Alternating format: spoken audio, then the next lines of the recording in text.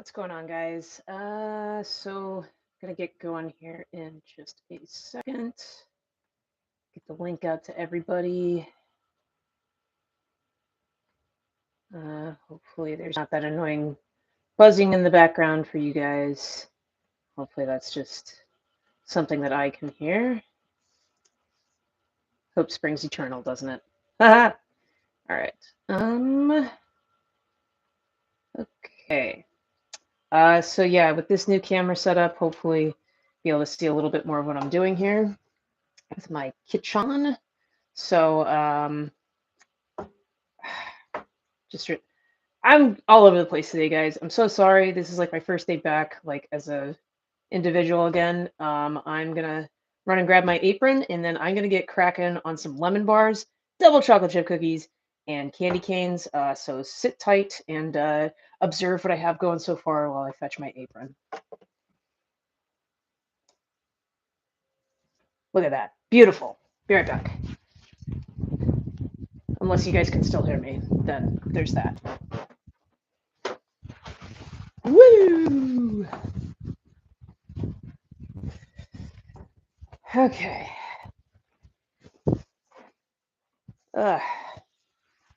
Let me check my settings, make sure. Yeah, it looks like you guys ought to be able to hear me and everything. So that's wonderful. All right. So,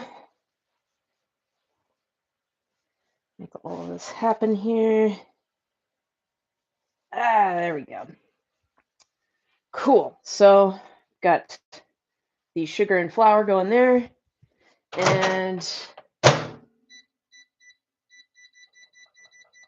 we got the butter going. All right. So, I'm going to get cracking with that. And then I am going to get just a little cruddy plastic bowl. Get going with this guy, and gonna do some. Gonna get lemons and stuff cut up to get the lemon bars going. Right. So let's see here. Cutting board, lemons,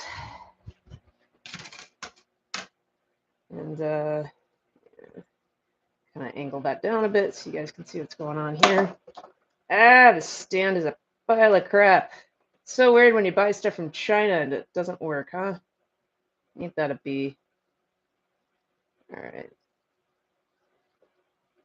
Whatever.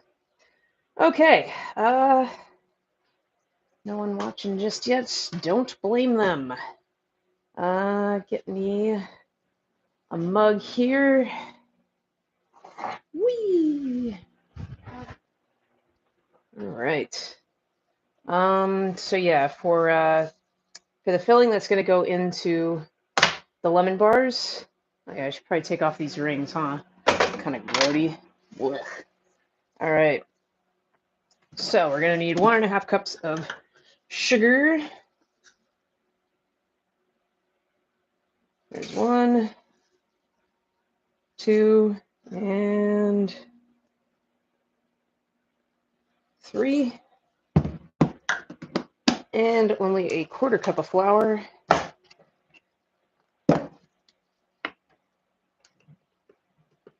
And there we go. And that's the last time I'll need that 1/4 cup. All right. So yeah, I'll be mixing this guy up in a little bit. Got to get that butter melted first to put in that pan. Great. Doing great so far. Oh, holy crap, I have a viewer. That's amazing. Hopefully, my audio is working okay. You can hear me drone on and on and on about nothing at all. This bowl always gets pretty hot. All right, so there we go. Kind of see what I'm doing there. And yeah, the lemon bar base, the actual bar itself, not the frosting, is pretty simple. It's just flour and sugar and butter. Can't really go wrong with that for any delicious treat. Thanks, Justin. Appreciate you. Love the feedback. That is wonderful. Shout out to Shaniqua Shapiro on Twitter, who had some great advice how to improve my audio situation and suggested a 2-camera shoot. Apparently, that is a setup on OBS Studio that I did not delve into for nearly enough time, so I've just got a second camera here with a little stand so you guys kind of see what I'm up to. Live vicariously through me, watch someone else bake, and yeah, all that goodly stuff. But yeah, Task came to visit for about 2.5 weeks. I learned a lot of important things, mainly that I am an enormously difficult person to get along with. And yeah, I probably should not be around anyone in close proximity for more than about 3 hours. Nothing Tess did. She was a great, agreeable guest. I'm really glad she came to visit. Drew a lot of cool pictures. Hopefully she had a good time while she was out here. But yeah, I definitely really spark and need my rest and routine. I didn't go to the gym at all last week. Not good. So I'm looking forward to kind of getting back on track, doing my solo stuff. Whether it's baking, gym stuff, just zoning out, whatever else. That's kind of what I like to do. So, but yeah, I think Task got to see most everyone she wanted to come out here and see. And hopefully she made it back safe and sound. I asked her to message me. Didn't hear from her, and then I forgot to follow up with her. So, boo to me. But yeah, all good things. Hopefully everyone is having a beautiful Easter. I had a beautiful Easter of sleeping in, kind of getting some chores done, a little bit of cleaning. I will be getting a roommate here in probably about another month, so I wanted to get cracking on a few things today. Clean and organize the place a little bit so it's not quite so overwhelming when the move-in is imminent. But yeah, all good things here. Just a nice quiet day. Doing a little baking and then doing a lot of sleeping, I'm hoping. So, all right. Okay.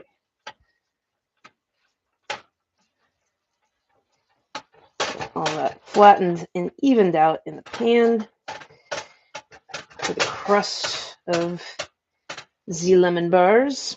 I'll also have to get a note out to Emily and to Felicia that there are lemon bars inbound first thing tomorrow morning. I'm sure they'll be very excited. It's always so much fun to see them too. It's Noi Gino, is it? Gino? In terms of the roommate? No. My goodness gracious, that would be a fate perhaps worse than death. If for no other reason, because we both have very psychotic cats that we raised from kittenhood that would more than likely not get along. So that would be a disaster. All right, so move this camera here again. And you guys can see what I'm up to on the whole situation here. So got a cup and a half of sugar, quarter cup of flour. Gonna get this stirred up nice and goodly. And into this, we will add 4 eggs and the juice of 2 lemons. Of course, these lemons are gonna get squeezed into another container, so we can fish out the seeds and not have too much chaos going on there. So, nice kitchen knife. Get these stickers off of the lemons. All right. And let's see. Okay, very few seeds in that. Gotta flick as many visible ones into the trash as possible, so just less to fish out. Whee! Yeah, I guess I could also go with like lemon juice, like pre-squeezed, but I don't know. There's something about squeezing them that makes me feel like I'm getting more bang for my buck. A little closer to the old girl's tit, in terms of freshness. All right.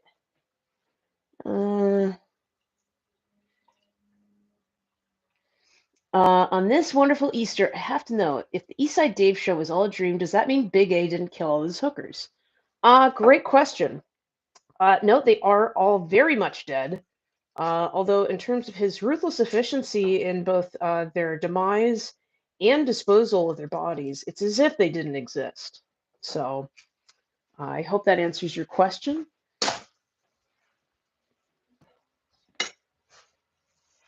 But yeah, amazing. For only having one viewer, I'm already getting just fantastic questions. I appreciate it.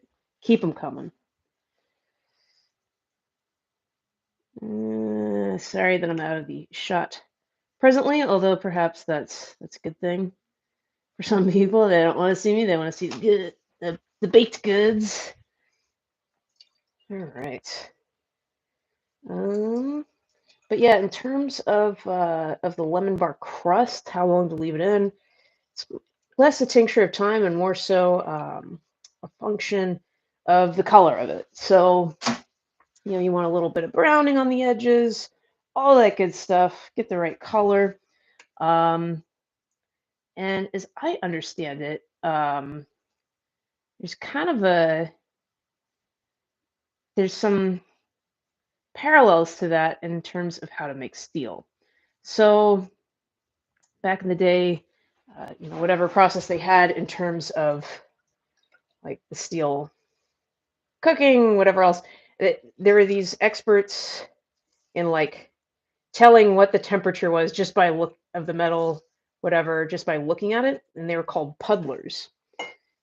Very simple job, actually, in terms of labor put forth, whatever else, but they did bring with them a certain amount of expertise.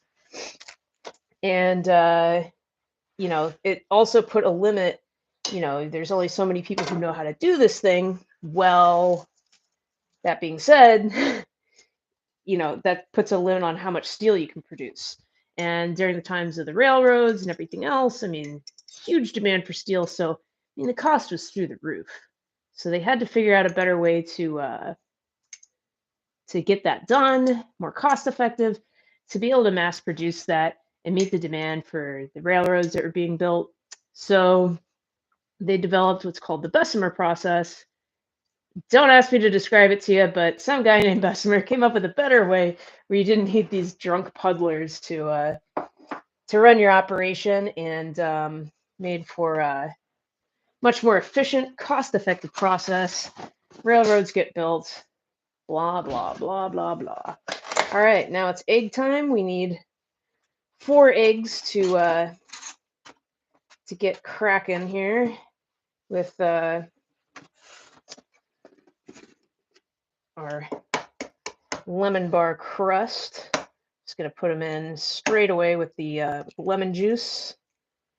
Woo! And but yeah, I'm looking forward to getting a few cookie orders this weekend. Really get to baking on Tuesday and shipping some of these out to you guys. You guys have been so fantastic with your patience, with your orders and support. Absolutely love it. But yeah, it should be a busy week ahead. Getting a few things wrapped up at Gas for the week. Set them up for success because Friday afternoon, straight from Gas, I will be going to JFK to fly to Salt Lake City.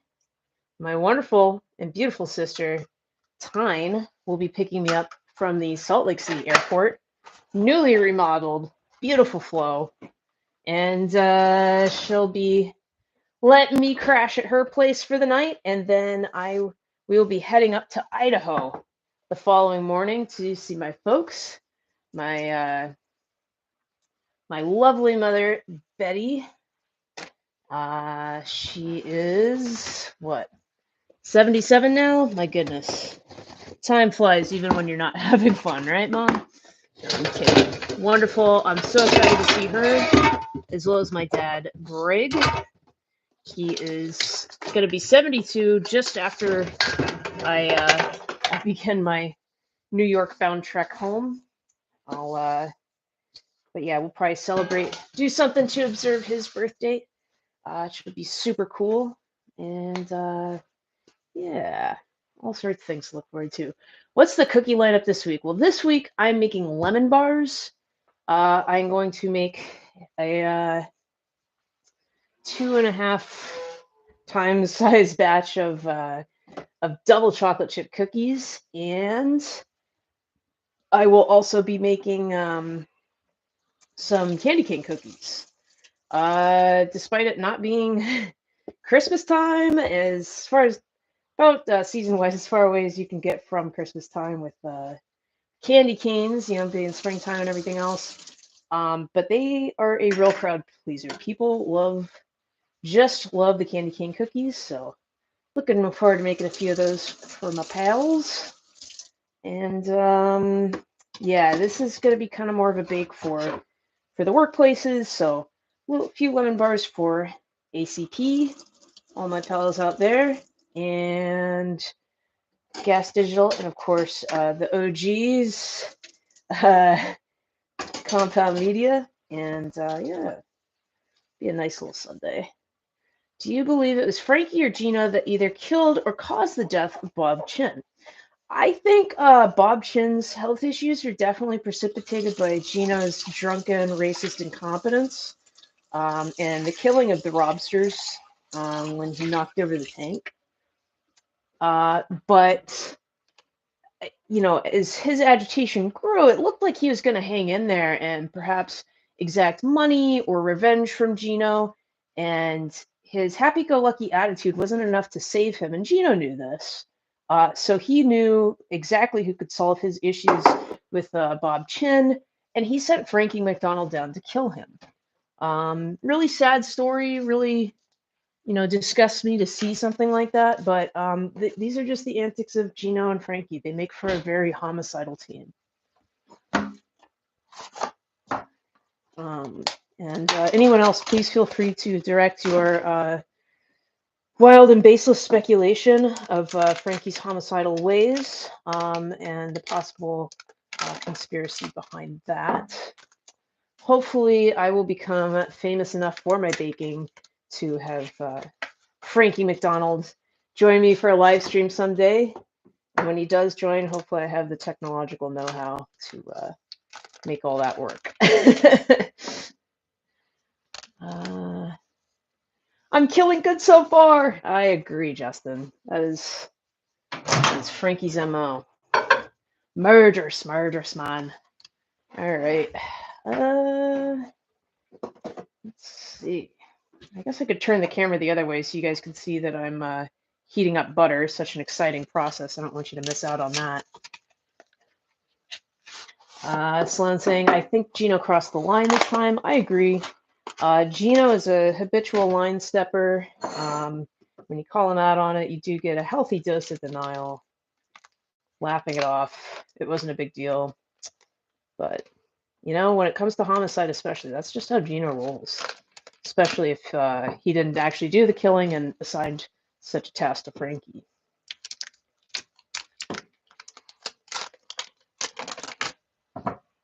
All right. We are doing great so far with the butter melting and junk. Like I say, gotta be getting some double chocolate chip cookies coming straight at your face. I am a huge fan of oatmeal cookies. I think they're amazing. You can kind of convince yourself that they're for breakfast. I think I might kind of stand alone on this. I don't think a lot of other people are nearly as big a fans as I am. Makes me kind of sad, but hey, I understand they're not for everybody. All right, let's see. Probably do maybe something like Yes. Kind of looking down into it. Nah, I'm too dumb. All right. But maybe I could put it up on top of this stupid towel thingy. All right. Yeah, you can kind of see down into that, right? Sorry, guys. Still kind of working out some of the camera angles here.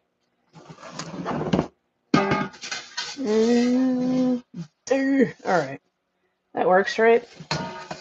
Gonna put this like that. And yeah, perfect. You guys can see right down into that baby. All right, so we're gonna get cracking on the whole double chocolate chip cookie front. But first, check on our lemon bar base. Ah, crap. While I drop my camera and screw things up. Bear with me here. All right. Good Lord. You'd think these things would have an easier time, like, hanging on, but I guess I'm naive. Yeah, first time using new equipment. I'm not all that great with it. Sorry, guys. All right, if that can hold on, then I think we're cooking with gas. All right, so maybe that should be a new segment. Get Paco over to my house once a week, cooking with gas. I just basically do this and have him film me and somehow edit it together after hours and hours and hours of review and work and make it interesting. Or not.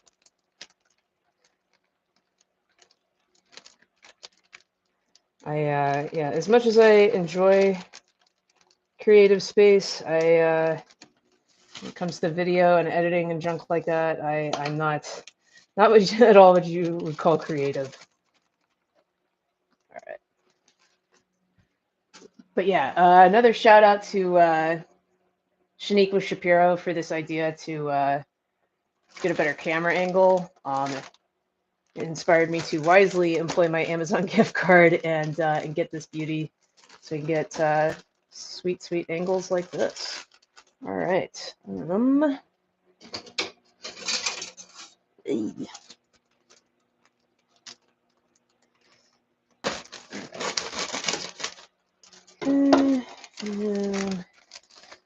So yeah, good thing we got this giant mixing bowl because yeah, a lot of ingredients to put all in one spot.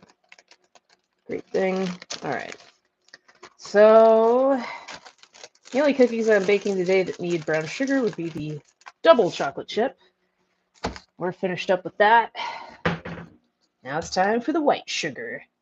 Woo! 1, 2, 3. All right. Okay, and now we're gonna need 6 cups of flour, if you can believe it. All right. 1, 2, 3, 4, 5. Oh, this is gonna be tough.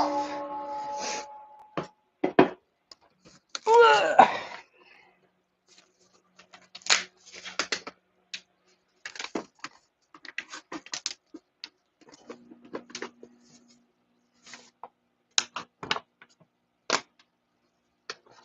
Right. And our 6th and final cup of flour. There we go. Cool. Oh my goodness. So many notifications, so little time. All right. So, all right. Now we need, let's see, what was it? 1.5 cups of cocoa powder. Get that going here. Need 3 of these guys.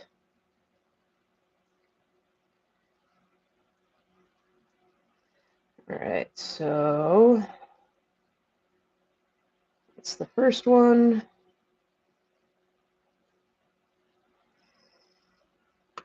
And working on the second. The ease with which I lose count is nothing short of miraculous. And miraculous in a bad way. All right, so that is 2. All right. Third and final. Wrapping it up here.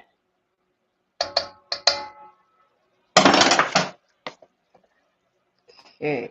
Ay. All right. Excellent. Let's see. We need a spoon to mix all this junk with. And before I forget, could definitely use some salt and some baking soda. So salt, little dash, little dabble do ya. Wee. And probably need about, it's probably plenty. All right. Kind of tend to eyeball the baking soda. I know, I'm dumb. We will need vanilla extract, and we'll see how we're doing on. Oh yeah, this is looking about perfect, so I'll show you guys. All right. So we can see in there, got some browning on the edges. That's about perfect. That's where you want to see your hopefully beautiful, beautiful lemon bar crust getting ready to go. Yeah, so I want to leave this like this, but I'm all right. I hope it balances. All right. Let's see. Butter still needs some melting. Just trust me on that, guys. All right. So, get my little silicone holders and yank this guy out of here. All right. So the one thing that I probably should have been doing, rather than worried about the next recipe to get going here, would be the lemon stuff. All right, so we don't want to mix this up too early, so that's why I wanted to wait on this. So I do need to work on my timing just a little bit as I'm sitting here flapping my gums. But yeah, because if you mix it up too early, it kind of separates and just doesn't really do what it's supposed to. But if you mix it up real nice, like this, then you don't have anything sticking to the bottom. It's nice and mixed up. Stays, you know, very few lumps and whatnot. And because yeah, when you go to pour it, if you've let it sit for a while, like it'll kind of, the sugar will kind of settle as like a sediment at the bottom. You don't want that. That's no bueno. And so we get that all nice and mixed up. Maybe turn the bowl around because you have certain spots you kind of hit. But yeah, that's looking pretty good. And we'll pour it over the top here. Just kind of let it run out on its own. This is a little bit different pan than I use, like just slightly different size. So it's going to bake a little bit differently, but not too much. And then that is all good. And because that pan is going to be extremely hot, definitely want to put on your safety devices again. Pop this baby back in the oven. And again, you'll be looking for a little bit of browning on the sides to know when that guy is done. Woo! As much as I love these silicone mitts, they're very tiny, so it's like really easy to screw up and burn your hands. Hopefully that doesn't happen. So far, so good. Knock on wood. I'm very, very cautious. All right. So now we got to get all the dry ingredients mixed up real nice and be ready for when the butter comes out of the microwave. All right. Yeah, we're looking real good here. Definitely want to break up the brown sugar clumps as best you can, and try and get a nice light brown mixture up in here. All right. Yeah, I was gonna say to hell with the live stream because I wanted to do a multi-camera deal, but I don't know, that might be a bit much for me just yet. I need to play around with it some more, figure out my settings. But if at least the audio is good with this and people enjoy the camera angle, kind of see what I'm mixing up, then I know I'm doing something pretty good. And yeah, hopefully make this work real nice for everybody. All right. Okay. All right. See how we're doing on the whole butter front here. Looking a little better. Still got another minute or so left. Definitely want to nuke that stuff on low. Otherwise, you get, even on low, you can get explosions. You don't want to overdo anything with butter. All right.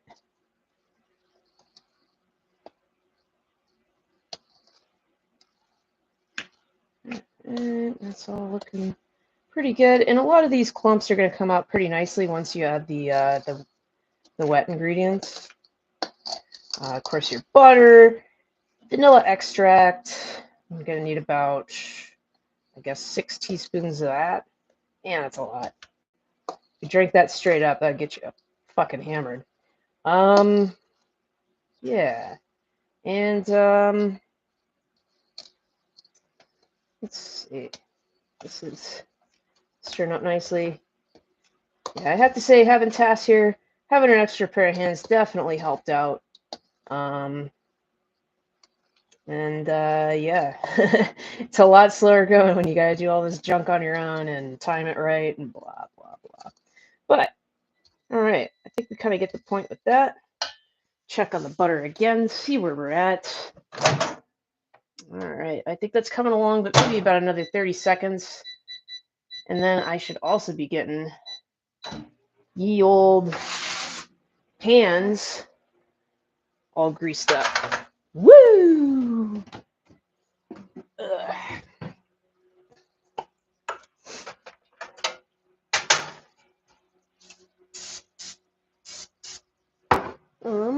Let's carefully. I knew that was going to happen. Yeah, I've geniusly perched my my camera precariously on. There we go. That's a lot better. I had it on a paper towel rack because I'm not smart, so that went great. So yeah, greasing these babies up. It's nice. Sometimes it's kind of fun to be lazy and just spray the pan and whatever else, but it's better to wipe. You know, get it soaked in evenly. Just better for everything.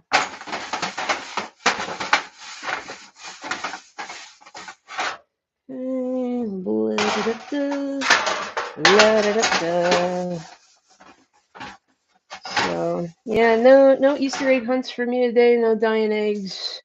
I'm just gonna break a bunch of them and throw them into the oven, into some mix, if you will.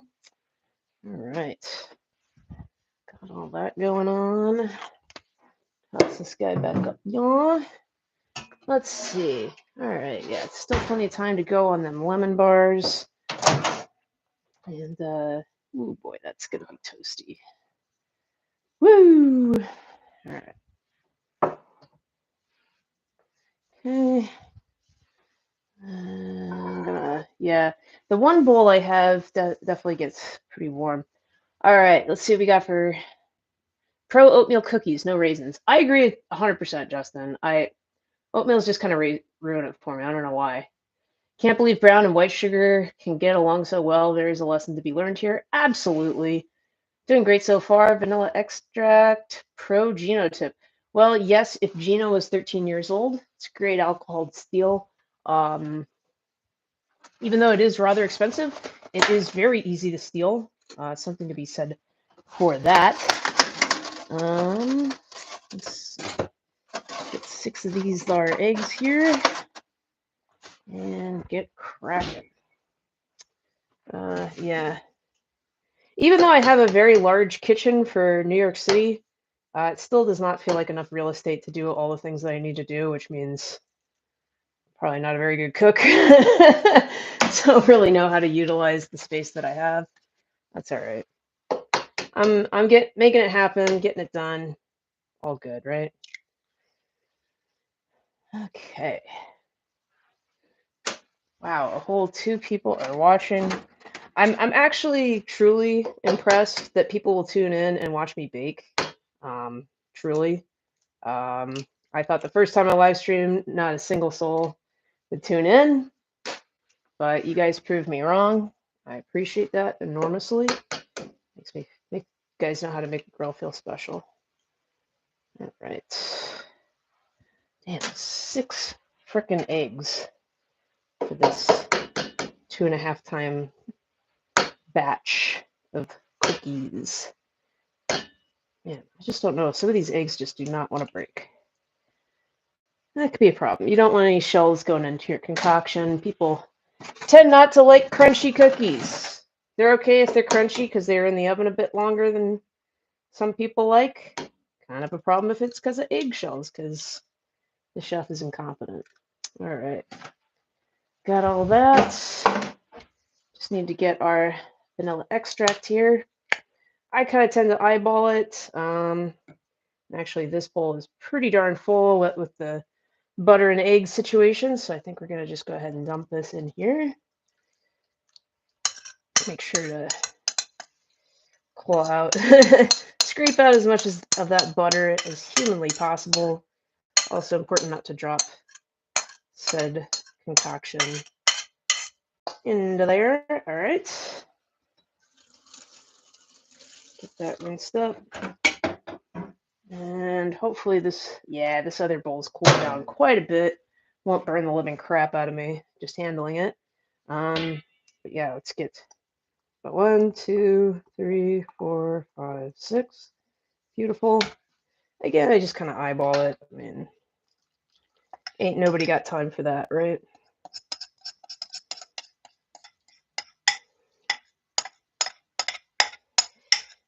Okay, so that is all that. Okay, Gina's brain is sometimes 13 years old. I agree. I gonna buy some cookies. I'm just making sure you spit in them first. For your batch, Justin, you know, it's what the customer wants. I don't know. I don't morally agree with people who want to put raisins in cookies. But I don't find it so reprehensible and immoral that I won't just do it for them for, $10 a dozen. I just make sure the rest of the batch, if it doesn't require it, doesn't have raisins in them. That's it. Pretty simple. I think we can all get along and take away a lesson there. All right. I do have like a mixer, but it has a tendency to kick crap everywhere, even on its lowest setting. So I don't really like to use it. But what are you gonna do, right? All right.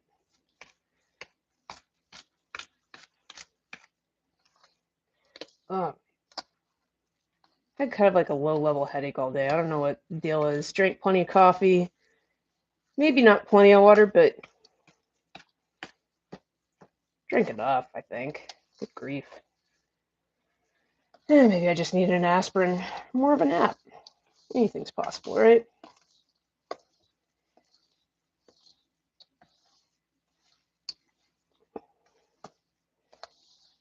Okay. Hand's getting a little tired already. Put away this cocoa. We don't need it right now. Not for another day or so. I'm going to get back in here and baking more double chocolate chip. All right.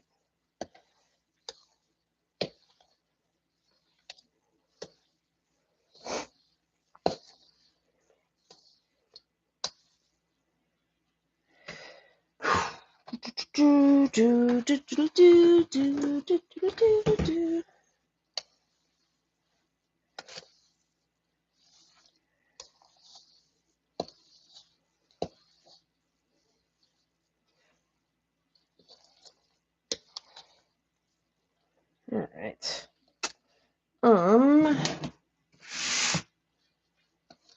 Might be turning into time to check on them lemon bars again. If so, I'll show you what's going on with those. Should be pretty interesting. Checking out the browning on those guys, making sure they're looking all copacetic, and then we'll finish stirring up these cookies here and add the very special ingredient, Ghirardelli semi-sweet chocolate chips. That's what really makes the cookie, I believe. You know, you got a few more little brown sugar clumps in here that we got to get going. All right.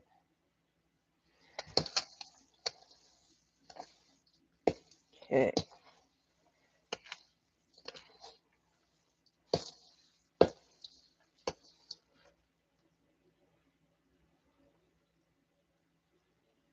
Oof. Yeah, some of these are pretty hard. All right. Cool. Yeah. Man, these really set up like cement. All right.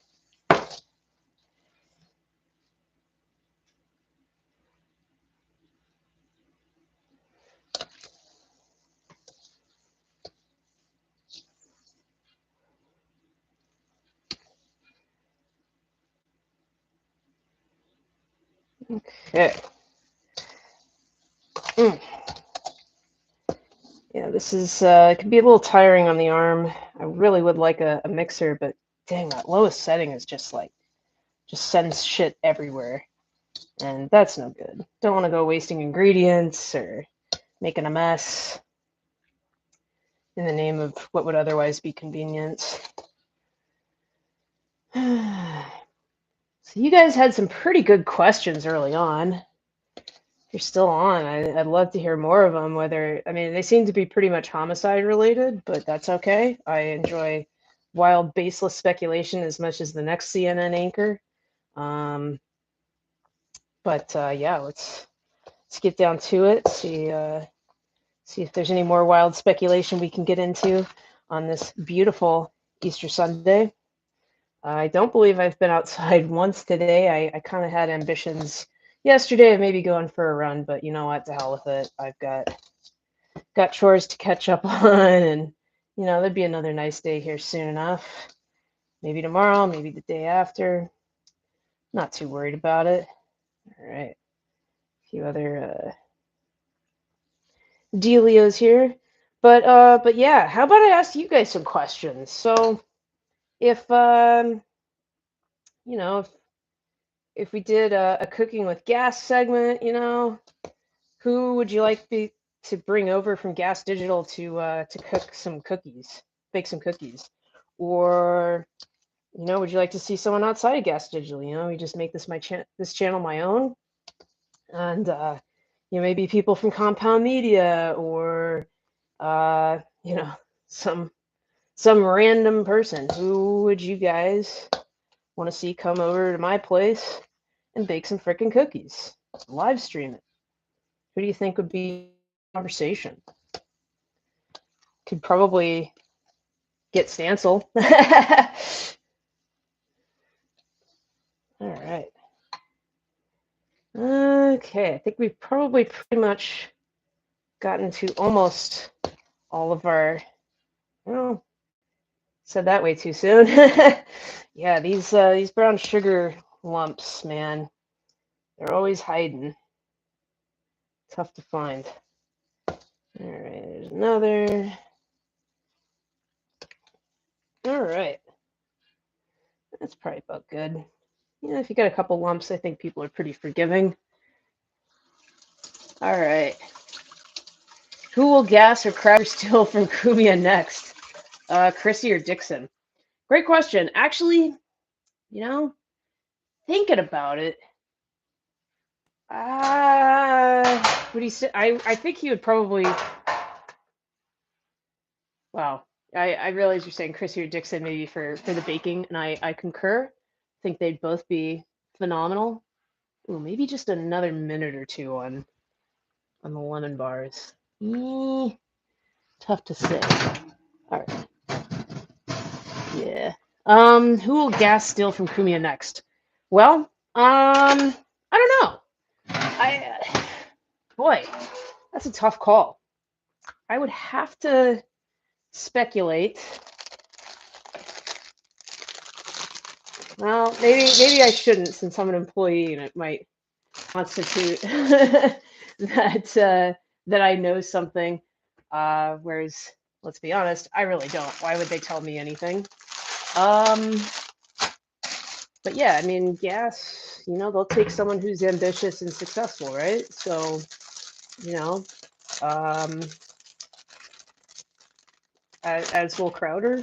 I mean, you look at the people who've gone over to gas, and it's nothing, no bad thing. But well, first of all, you got Skanks, who, 1/3 of them created Gas Digital, right? With Lewis. Lewis is one ambitious dude. I don't think I've ever met anyone quite like him. He's always looking to do something bigger and better than last time. Next up, of course, was Malice. Malice is again an very bright, ambitious guy, and he's looking to do the next thing. Berg, I mean, he's looking to grow. God bless him. I hope he does. As far as who's the next to jump ship from Compound? I have no idea.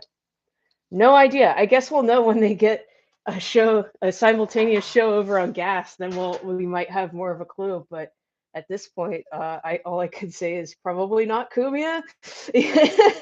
He won't steal himself from himself. I would have to venture to guess, but otherwise, I don't know. I don't know who that would be. But let's see.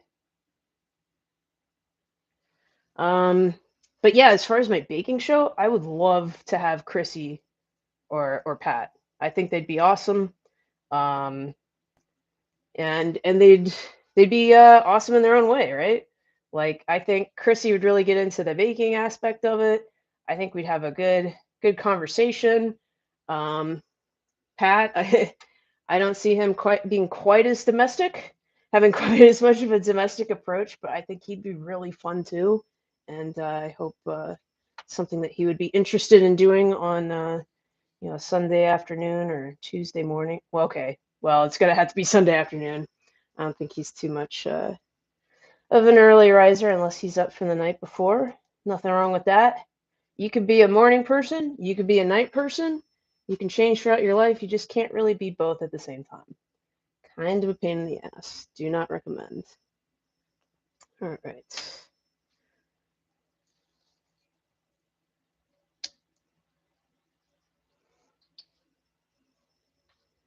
Let's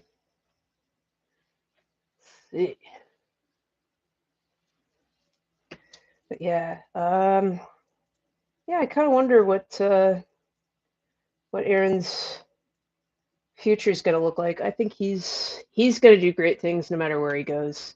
I'm really happy for him. Just saw that Landau over the weekend. I think I want to say he was in Indiana.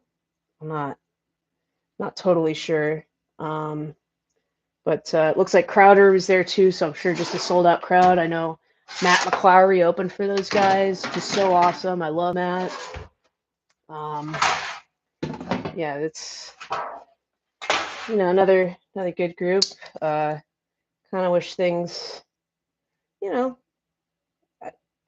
really a comment on it, but the aftermath of Dave leaving Compound. I think there's some hard feelings there, and that's sad to see. But I personally. I've a lot of love and respect for Dave. He's been enormously helpful to me. He's given me some of the best advice I could have possibly gotten early on in comedy. Pointing out what's important, what to kind of tune out, and what to focus on. Dave's a great guy. I'm really really happy for him, and hope he's got some continued success as well. Let's see, getting these chocolate chip cookies all settled up here. Right.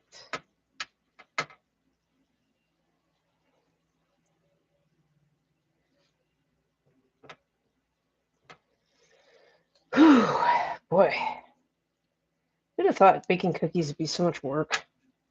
Guess it is if you're lazy, which I most certainly am. But I think I've got this whole operation down pretty well, where it, doesn't take me more than 2, maybe 3 hours tops. So, just kind of depending on what I'm doing. Like I say, man, having an extra set of hands sure helped. I thought for sure the other day was going to take like 2 hours, and we were done in like an hour and 15. I was blown away. And like clear through the dishes and everything. It's like, holy cow. Great to have an extra set of hands. All right. Okay. So, let's see. Yeah, Amazon, they've got really nice cookie pans, like in terms of, non-stick surface, but they're so tiny. Like, I don't know what the hell I'm supposed to be baking on here, but whatever. Might as well give a shout out to Will Sharon. He was kind enough to place a cookie order last week, and allowing me to to mail them out tomorrow. So I'll make sure to get those out bright and early. And for his patience, what the hell? I think that man deserves a baker's dozen in 26 rather than 24 cookies, right? I think that'd be okay. What would that be? A baker's 2 dozen? That's how that works, right? Who knows? All right. Okay, that looks good. And get a little bit of this action going on. Yeah, I don't think my parents are ever gonna want to watch me bake cookies. Like, I mean, they're older, they're in their 70s, but like they still do stuff, like whether it's reading a book or like my dad's case, a lot of yard work and stuff, like they're doing stuff, they don't want to sit around and watch whatever. I love watching stuff or listening to stuff all the time. I'm always watching Compound or like my favorite gas podcast. I'm gonna be honest with you. Part of the problem with Libertarian Tupac, Dave Smith, and his co-host Robbie the Fire Bernstein. Great guys. I mean, it's such a great way to catch up on current events and listen to guys who are just really honest and principled. You don't have people who seem to be particularly honest and principled in a lot of your media outlets. So I really really like where they're coming from on stuff. They're great watch, and if I weren't live streaming right now, I would most certainly have that show on in the background. Probably cut the stream off and and switch to that once once I get through the baking and whatnot.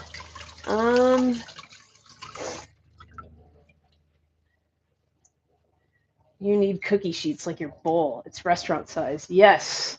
You know what else ain't restaurant sized? My oven. Motherfucker. It makes the job a lot harder.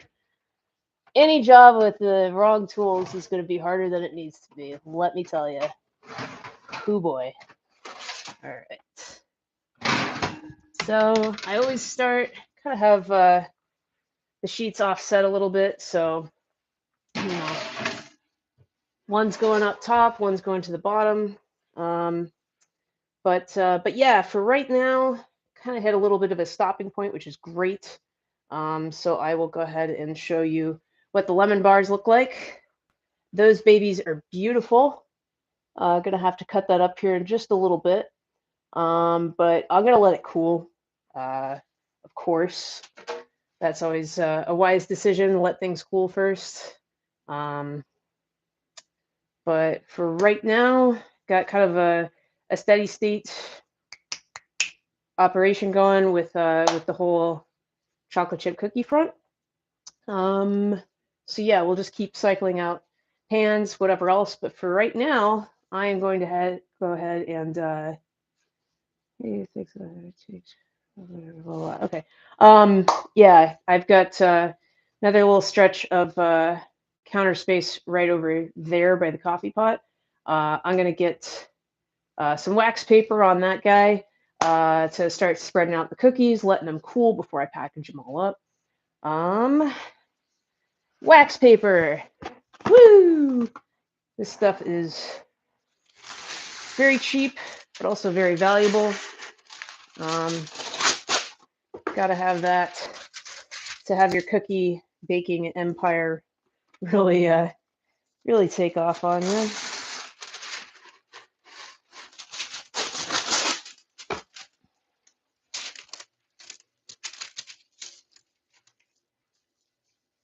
All right, that's probably good enough for right now. Maybe a little sheet right here.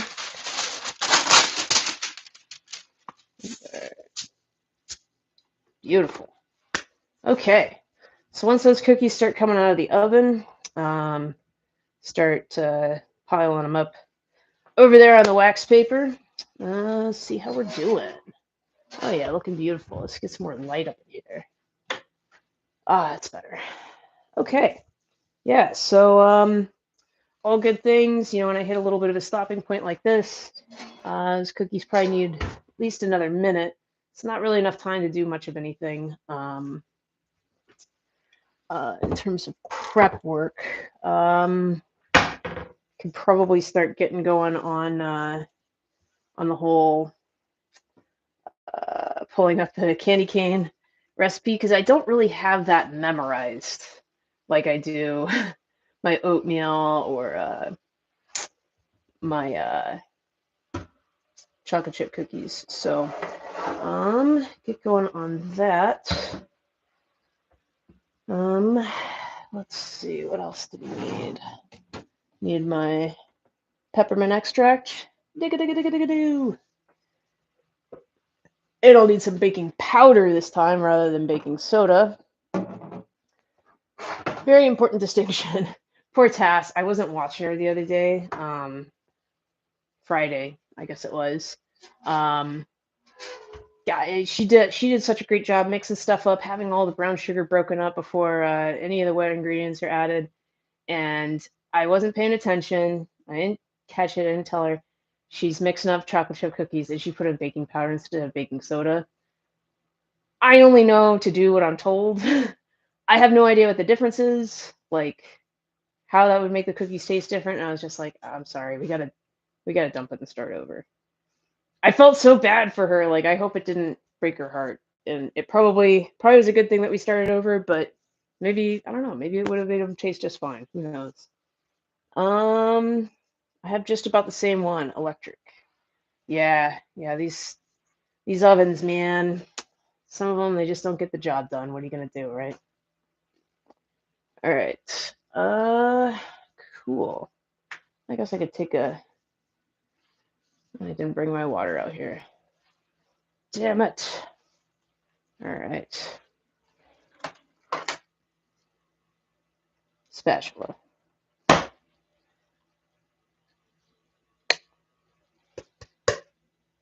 Woo! All right.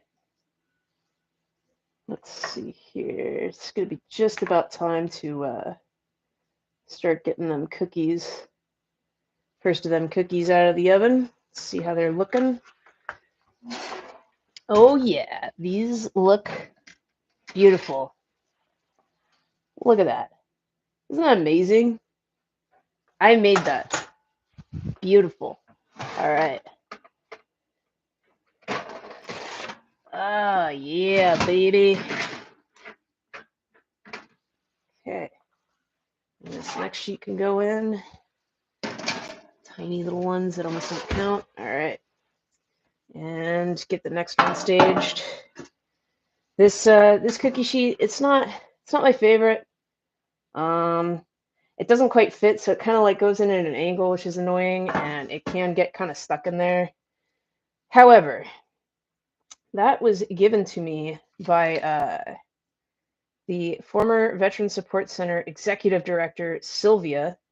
I I cried poor starving student because even back then I loved baking cookies for other people, bringing them in, and I made a direct appeal to her to buy me cookie baking supplies. She got me this pan and an oven mitt. The oven mitt has since disintegrated, and I threw it out not that long ago, so it's been replaced by the silicone mitt that you've been seeing. Um, but yeah, that stuff served me well for years. Definitely served the Veteran Support Center, and it was so sweet of her to give that stuff to me. She's since gone on to become the Veteran Support Center director for my goodness, I can't remember the name of the school, but it suffice to say it is right down the school from the University of Utah. Um, it's a private school, and for the life of me, I cannot think of the name of it, which is wild. Um, yeah, no freaking idea. I just need to look that up. I don't know if she's still there. I should probably look her up and tell her that my cookie baking ways have taken on a life all their own, and her very generous contribution continues to be a component of my endeavors. She have to see how she's doing, but I believe, yeah, she was an Army vet, married, had a kid. I think a second one on the way once she went to that other school. I need to look up what the name of that school is. No idea.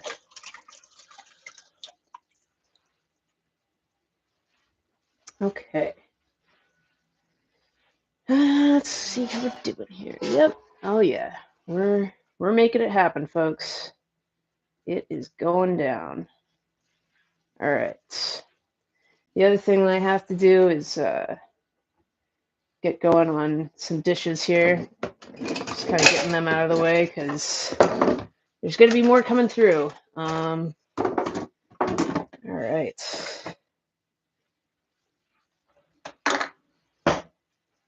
Always something with all this junk. Oh yeah, I got to reassemble my stupid French press. It's always something, guys. I'm telling you. Telling you. All right. How in the Sam Hill does this go together? I always forget. It's this guy with this guy. Yeah, okay.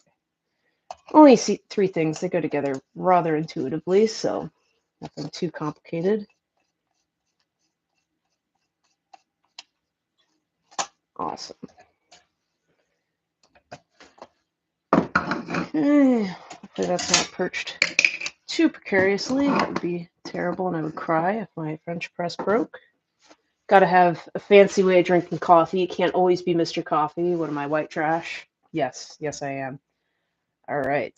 Guess I'll kind of angle this guy over here so you can see me scraping out my cookies onto the wax paper.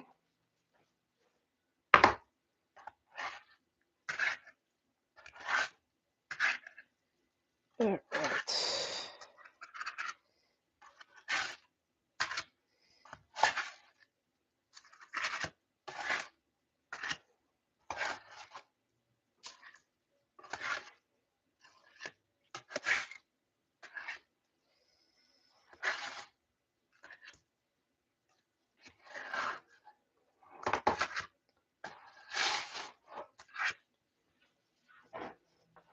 Okay, and put that guy there.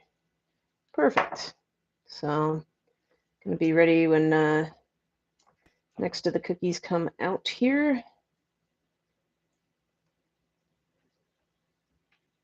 All right. See how we're doing. Oh yeah, these guys is ready to come out. Woo! Look at these beauties. Amazing. Okay. Like yeah.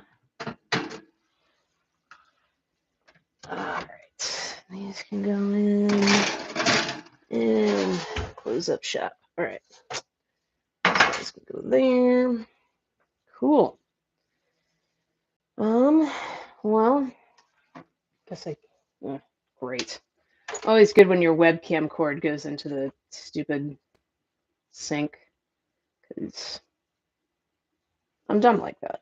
And but yeah, time to get some dishes done. I think I got a couple minutes on the next batch of cookies. So, all right. Have you tried the AeroPress? Wicked basic, easy, clean, never grinds it in. Interesting. No, I will have to check that out. Thank you, Justin. Appreciate you. Yeah, always looking for easier ways to do things. You know, since this is going to become more of a common, frequent type deal. Always good to find time-saving measures, right? Right. Clean, clean, clean, clean, clean, clean, clean, clean. Always something to do, right? Yeah, I think, let's see, it's only about 5 o'clock right now, so fairly early. I'm hoping even with all the coffee I drank, I'll be able to fall asleep tonight. I think I should be able to. I stopped drinking coffee probably about noon today.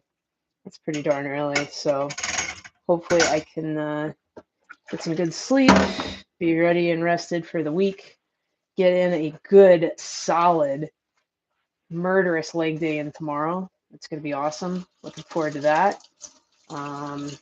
Yeah, maybe if you get home early enough to drop off my laundry, that would be amazing. I'd do it today, but of course, Easter Sunday, extraordinarily likely that the guy's not open yet, or not open today. Although, I don't know, maybe he doesn't observe Easter, it doesn't mean anything to him. Who knows, right?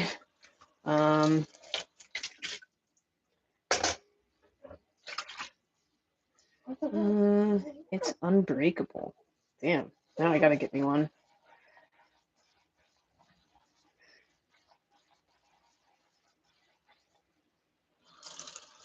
Maybe that's what I should do, is start like a Give, Send, Go or GoFundMe or something like that, and start buying all the necessary kitchen accoutrement to get my baking operation off the ground.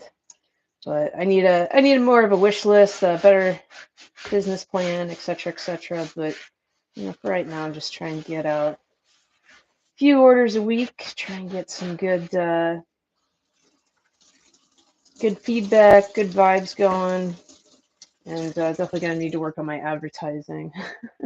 Although a retweet from Chrissy Mayer and maybe a shout out from Apartment Boss, or excuse me, not Apartment Boss, but Anthony on his own damn show, right? That's helpful. All right, so those cookies probably ready to come out. Hopefully, I didn't wait too long. I don't think I did. And yeah. Oh man, they're beautiful. Woo! Look at this. Oh my goodness. Simply perfection, people. All right. All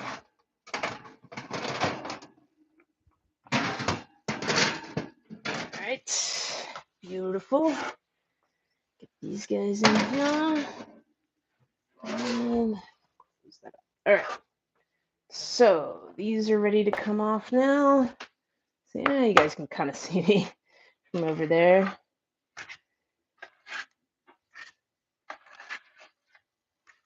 But yeah, it is kind of amazing. I mean, I've had like 3 solid years of shout outs from Anthony about my amazing cookies. So pretty cool to have a celebrity endorsement for your product before you even have an official launch. which I guess in a way I still haven't.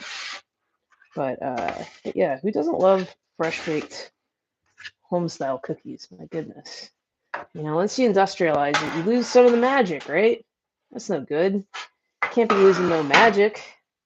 All right, you guys probably want to see me spoon up some cookies here. There we go. Do it like this. All right, there we go. Cool. So you kind of see what I'm doing here.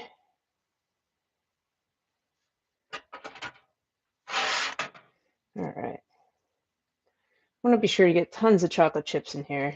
Don't want to be stingy with our chocolate chip love, right? And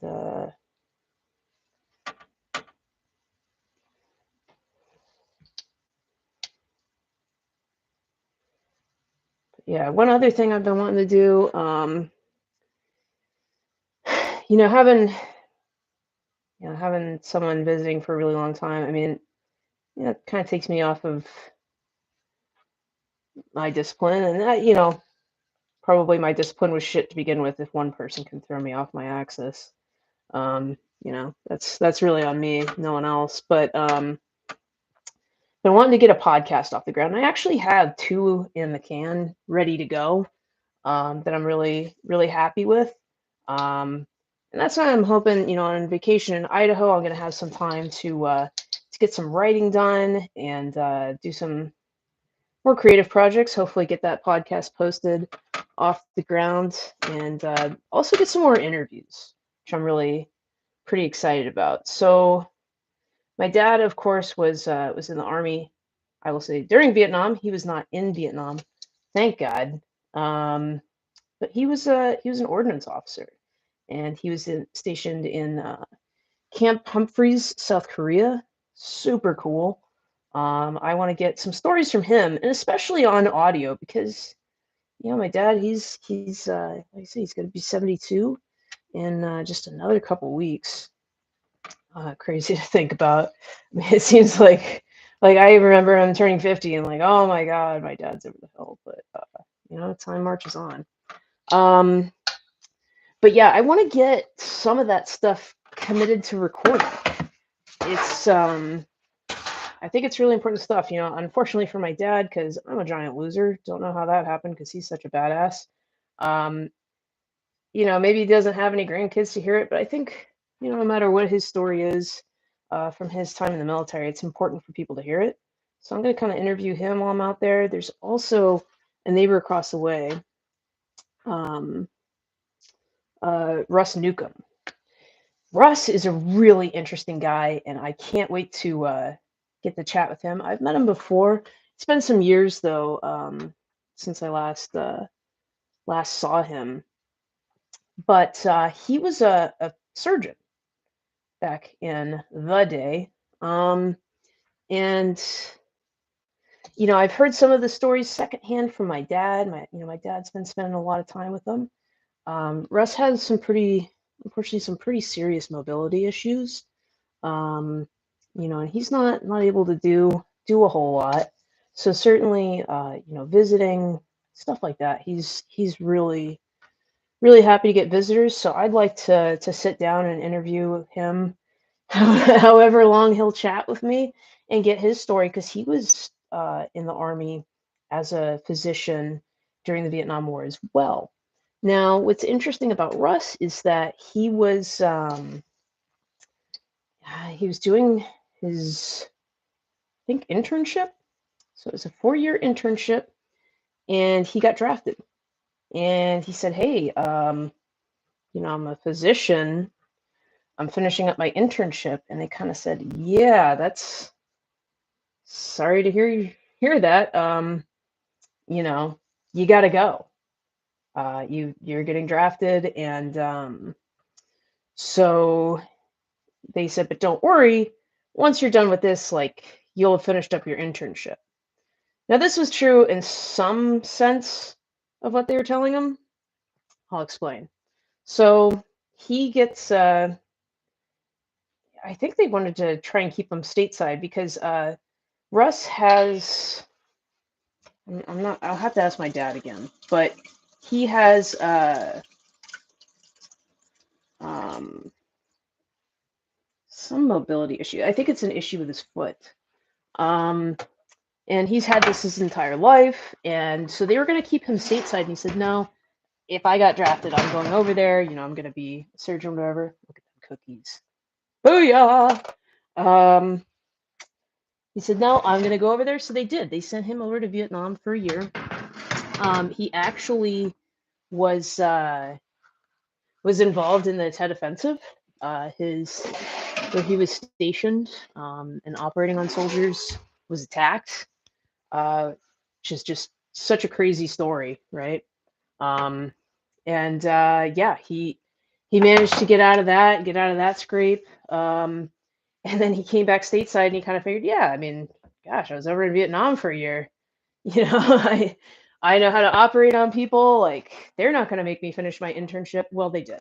And it was so dumb because there were physicians on staff who were coming to him to ask him how to operate on stuff because he had seen so much while he was over in Vietnam.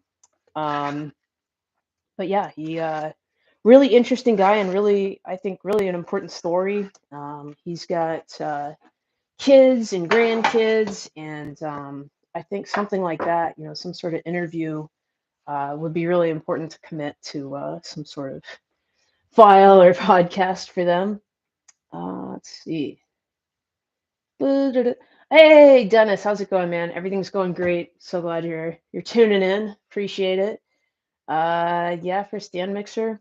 Yeah, I'm gonna need to crowdfund for that. Apartment Boss could tell Anthony for you. He could indeed. Hopefully get one or both of those gents, maybe get them on at the same time for Cookie Bake. That'd be super cool. All right. I just moved those cookies, so there's no way they're done yet. All right. I guess I could waste a little more time doing dishes like I was doing before, because I'm gonna have to get ready for some candy cane cookies. Tis not the season, but boy, are those a crowd pleaser. People love them, and I enjoy baking them as well. So hey, win-win. Woof, woof. All right. It is indeed a beautiful day out today. The clouds kind of look like the intro credits from The Simpsons at the very moment.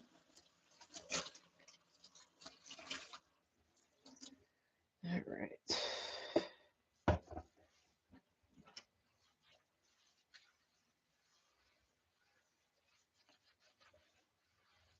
Yeah.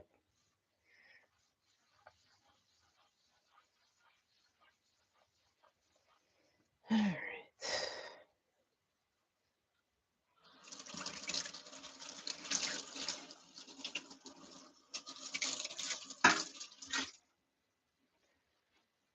Awesome. So, yeah, I gotta pull up that cookie recipe. Probably gonna make double batch of candy cane cookies. I think that ought to be enough for all the folks who are going to be enjoying my baked goods in the coming days.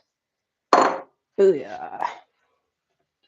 But yeah, we can take a quick look, see what the critters of Twitter and Facebook have to say about this whole live stream junk. Let's see.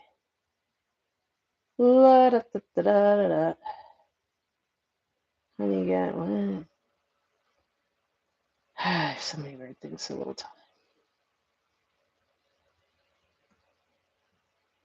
time. Okay. Beautiful.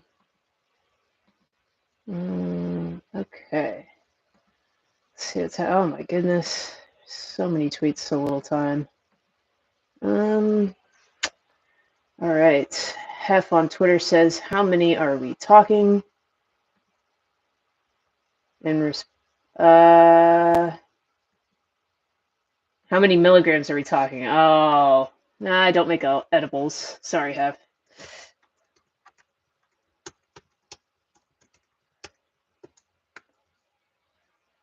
Yeah, so I'm going to be out of the Navy very soon. Hence, I'm not going to be getting drug tested or subject to random drug tests anymore. Um, ooh, boy, that's a great idea.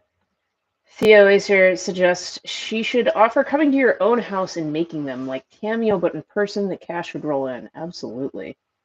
Why is there so much cocoa butter here? What else we got? And why is it all behind a locked plastic enclosure? What? Hilarious. Let's see.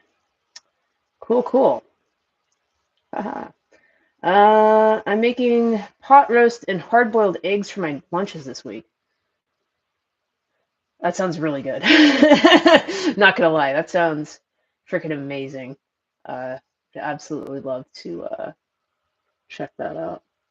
All right, so put this back over here because it's about time for our next batch of cookies to make it out. Let's see, these are cooled down enough. Take a look at these guys. Oh yeah. Woof, you know it's good when your glasses fog up. Oh yeah, these look beautiful. Absolutely ready to be scraped off of there. And all right. Oh yeah, I'm supposed to put more cookies in there.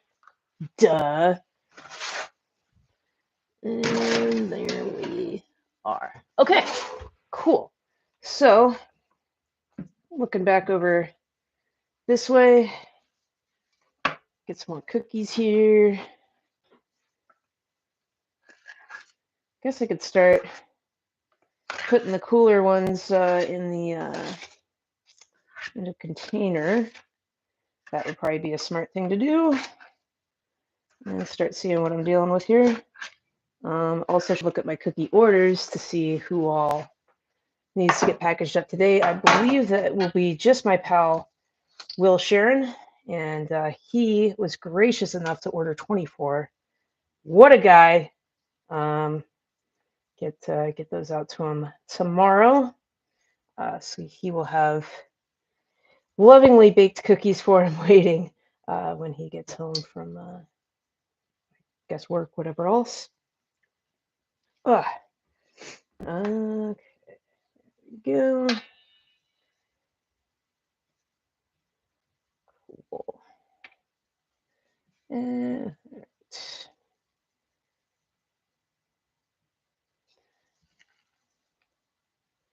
but yeah, I'm definitely ready for a little bit of a break. Um,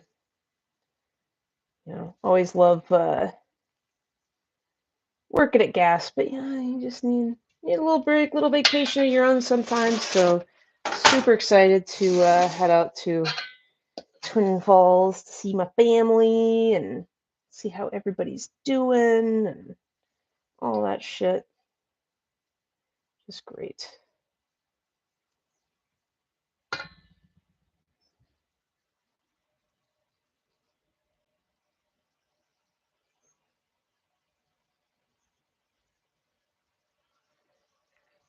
Right.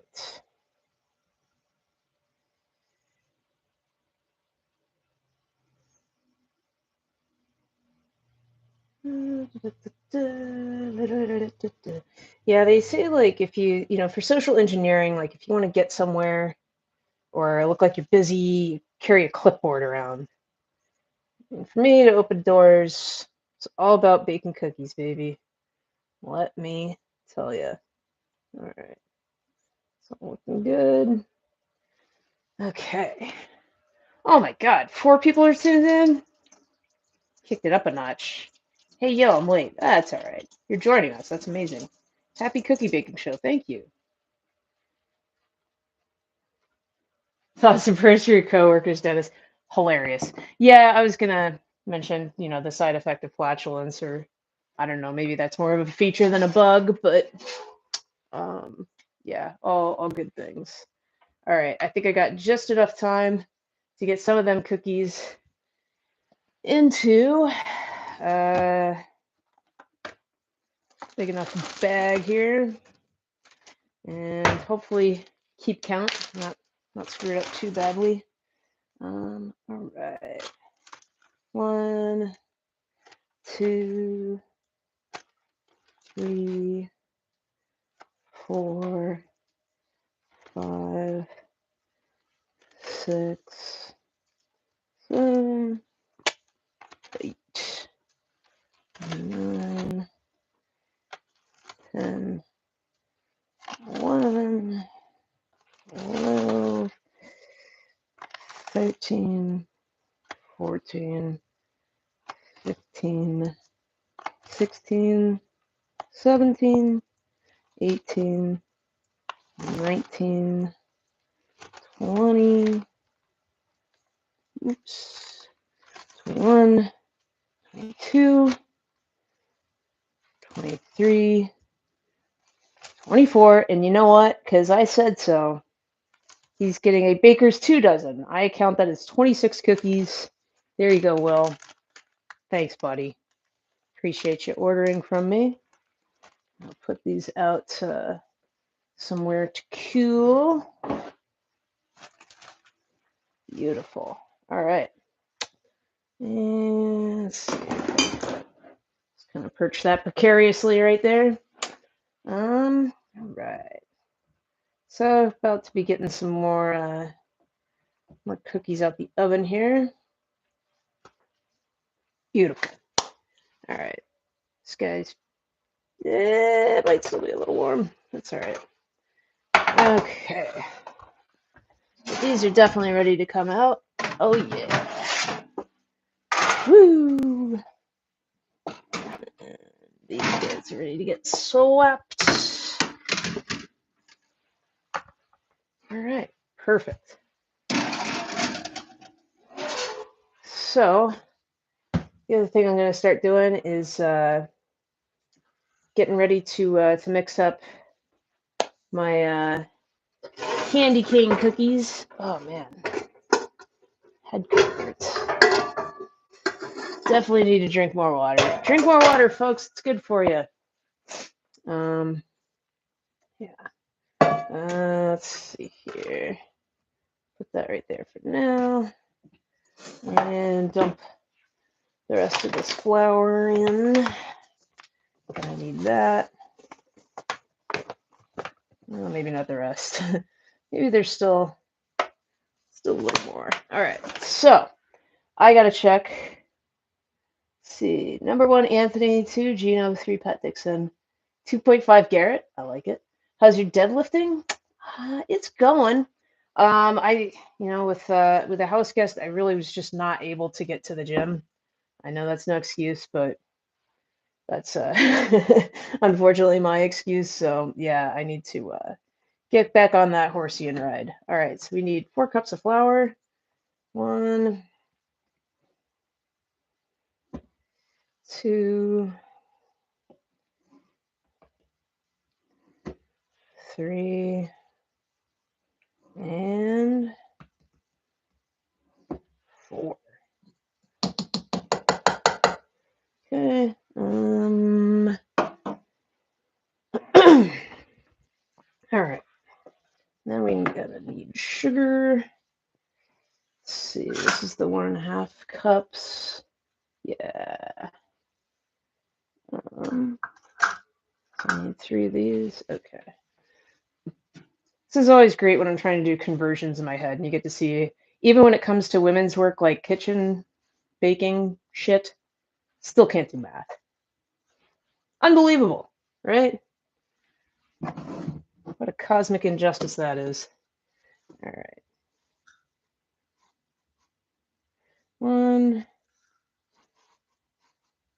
2, and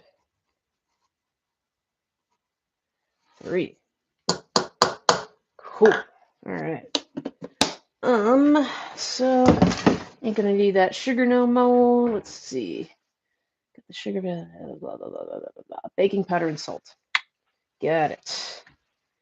Where's my salt at? Here we go. Put that guy away. Then we need a little baking powder. How much baking powder? Just a teaspoon. Not much at all.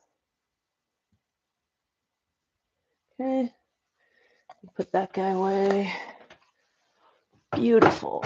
Okay. Let's see. How am I doing on my cookies? So these need to come off.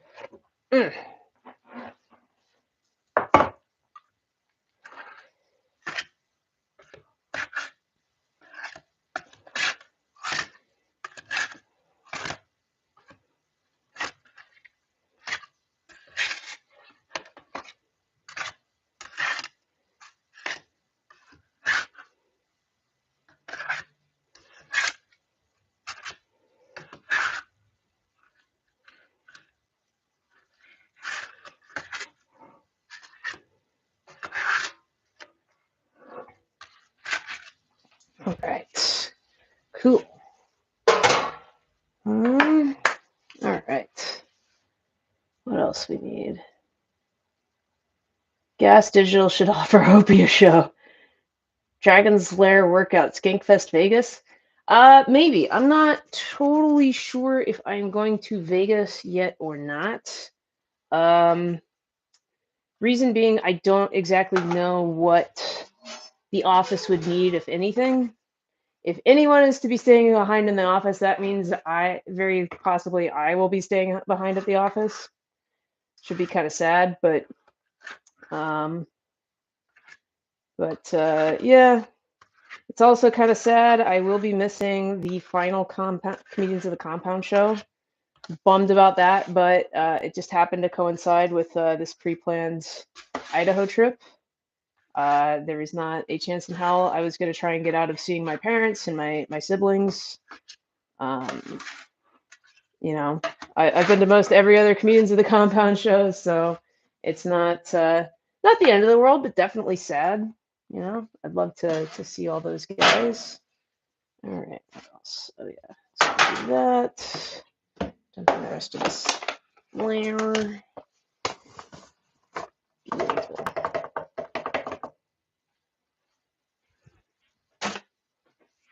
Okay. All right. What else? What else? What else? Deary me. All right. Oh yeah, them guys is done. Yeah, these cookies are just too beautiful for words, I have to tell you. All just turning out so wonderfully. I'm very happy with that. All right.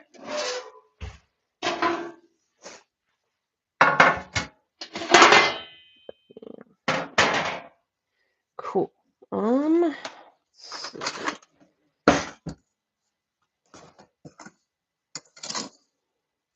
Okay, so I got all my dry ingredients for the candy cane cookies.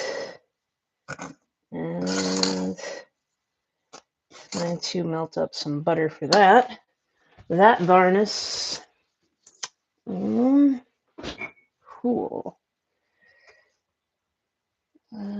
So you guys cut the very interesting melting butter segment back by popular demand.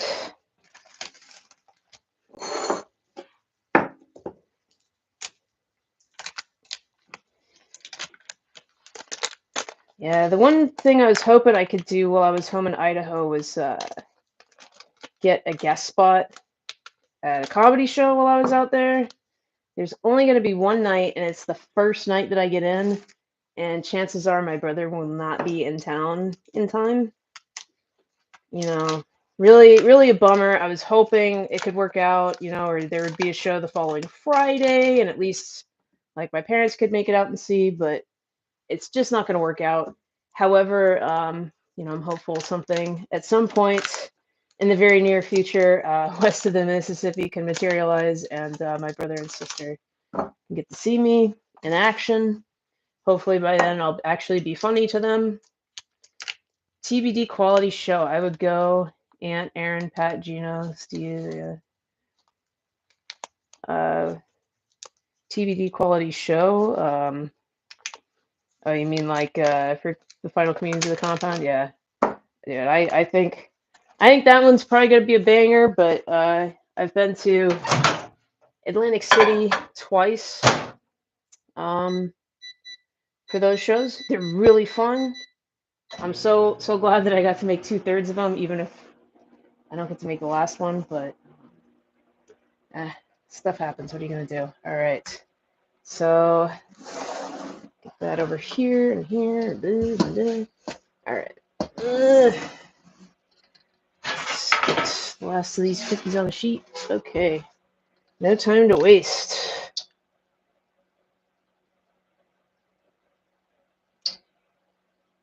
All right.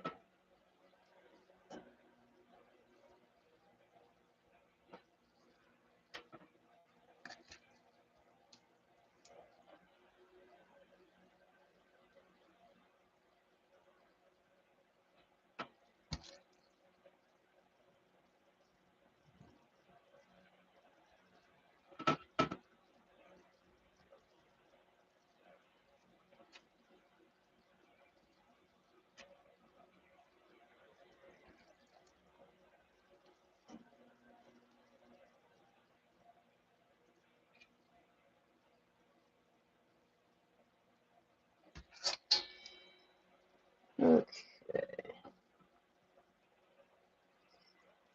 So, yes, very exciting things for Skinks Fest Vegas. I was present to witness the magic of Lewis getting so fired up, watching tickets fly out of the electronic shopping carts or into them or whatever. That was super cool. I think he live streamed some of that or took a video or something. But that was, in terms of me, like, oh, I'm going to whip out my phone and I'm going to record Lewis. First of all, I wouldn't do that without his permission. But second of all, it seemed like such an incredibly private moment, like a moment of triumph and, all this hard work finally paying off. So I didn't want to do that. But Lewis is quite the guy to be working for. I'm really, really, really lucky being there. I hope they feel the same way about me. And I'm not wasting too many of their resources or time. I really try not to. I really try to treat Lewis and Ralph's money as my own. I really do try to shop around for stuff, and try to get them the most bang for their buck. Very, very fun place to work, and it'd be cool if I could go to Skink Fest Vegas. Why can I not talk all of a sudden? Maybe this whole head hurting thing is like a stroke or something. I hope not. That would suck. But yeah, I'm always so happy to see comedy and everything else. I always travel for that. It's fun. But the one thing I can say is that pretty much everyone who is on that Skank Festival, except for Gilbert Gottfried, why'd you have to die, sir?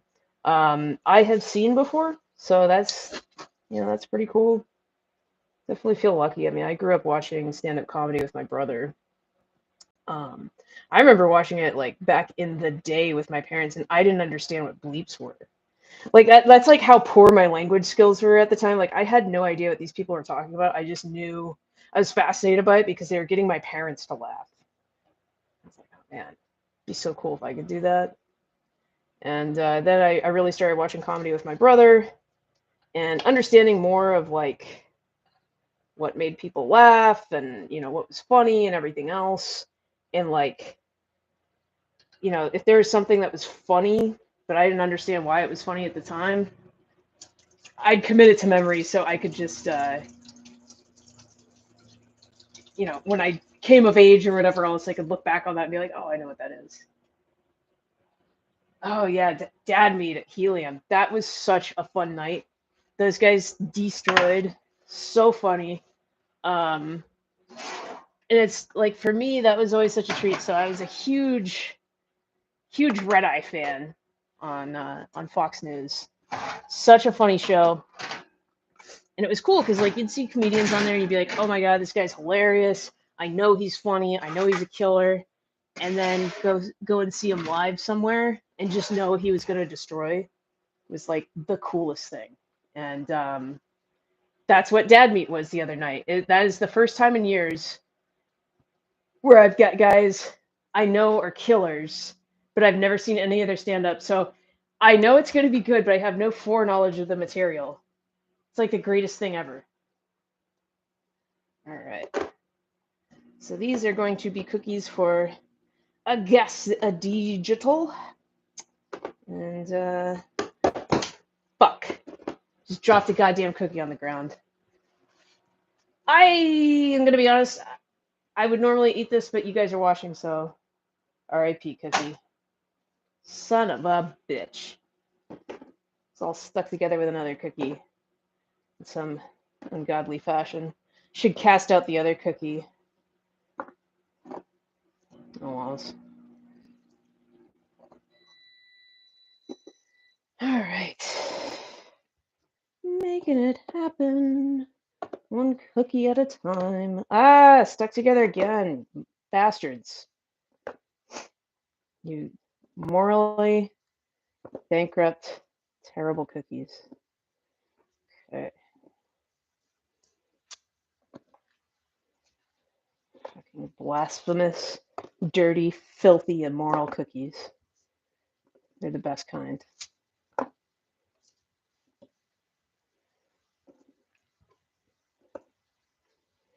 All right.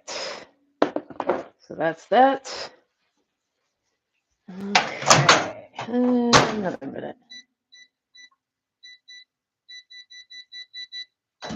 Woo! All right. 5-second rule. It hit a used broom. A broom that was used recently.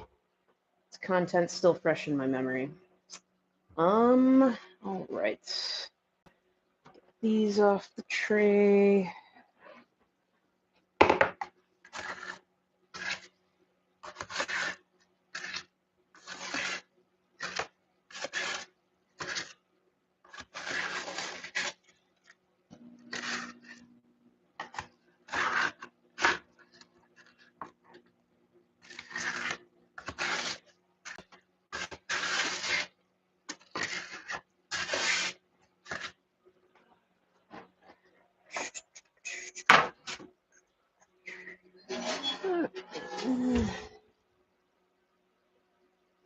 These are a little warm, but that's all right.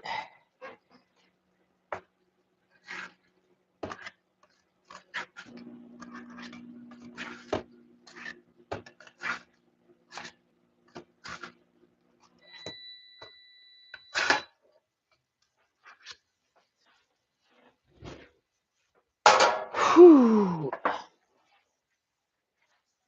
Okay. Let's see how we're doing. Right. Guess I could do this.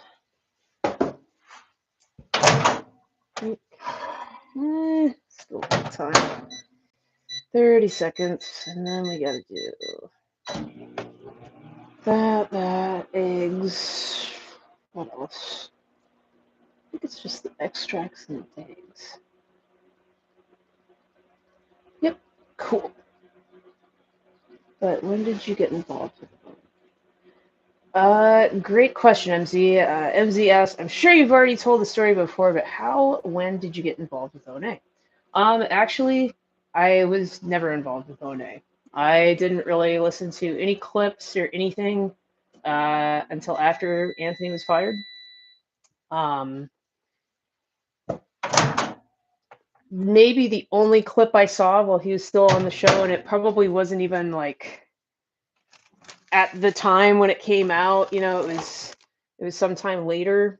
Was you know, who could have an easier time of getting a cab? Anthony dressed in a World War II Nazi helmet, or Patrice. And for the sake of the N alliteration present, you know, it was the challenge was named something I can't repeat on this stream. But I thought that was one of the funniest things I'd ever seen. Still do. Hilarious. But of course, like I say, I saw it sometime later. I first heard about Anthony from Red Eye. Um, Red Eye holds a very special place in my heart. I used to work night audit at a hotel, and my mom told me, "Hey, there's this TV show, there's this guy, Greg Gutfeld, and he's so funny, like you gotta check it out." So that was like that was my favorite show of all time. Period. So funny, so random, and I kind of got involved with that show because Greg used to have like just these wacky intros for people that were double entendres. I don't think he still does it for Gutfeld show. I think he's a little more polished now, maybe. But of course, Bill Schultz was the repulsive sidekick, and they would have just these horrible intros for him.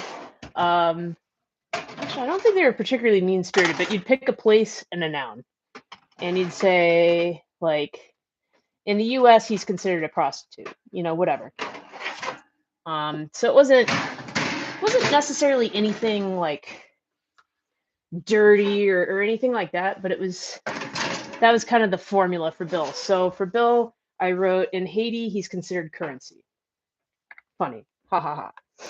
Well, I think that was the first intro that I ever wrote that got used, and I was so proud of myself, like over the moon. Well, Gutfeld used to have a blog called The Daily Gut, and he would post, I don't know if he wrote every single day, but pretty close to it.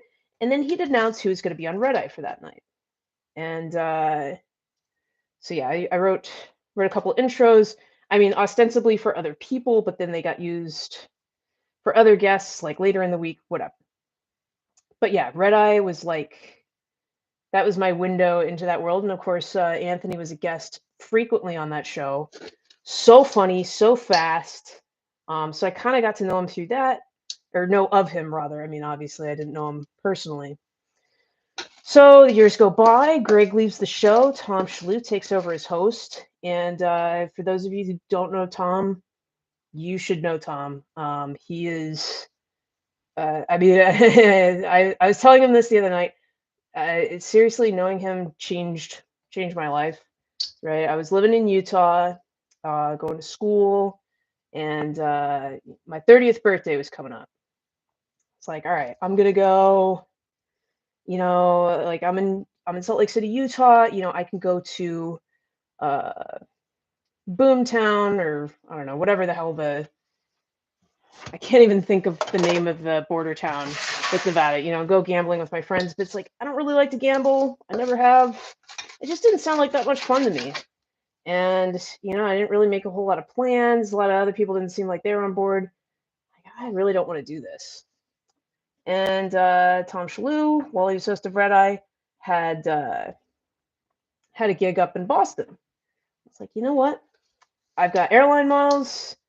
I'll just kind of make a day trip of it. I'll go to Boston. I'd never been to Boston.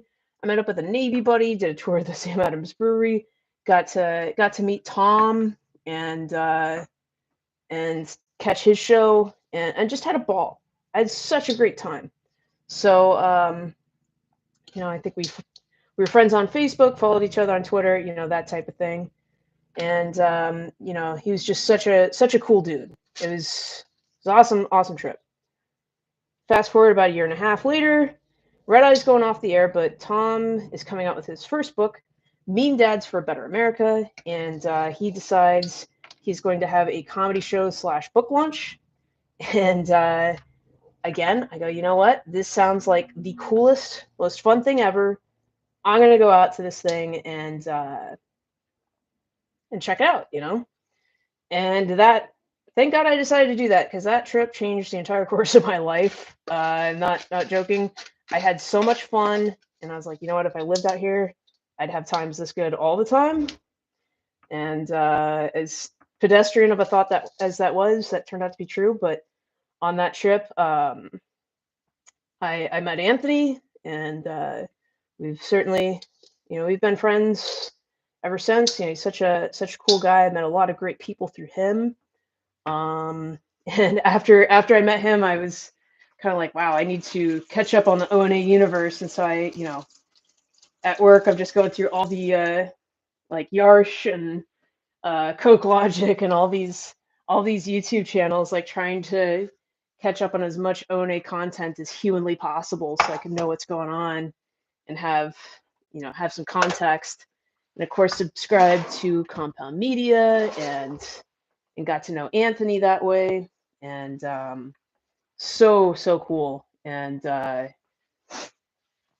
such a great guy. And so yeah, that was I got to ONA very, very, very late in the game. So late, in fact, it was after it went off the air and became something else entirely. But I got to know Anthony. Another super cool story, through Anthony, I got to meet Rob O'Neill.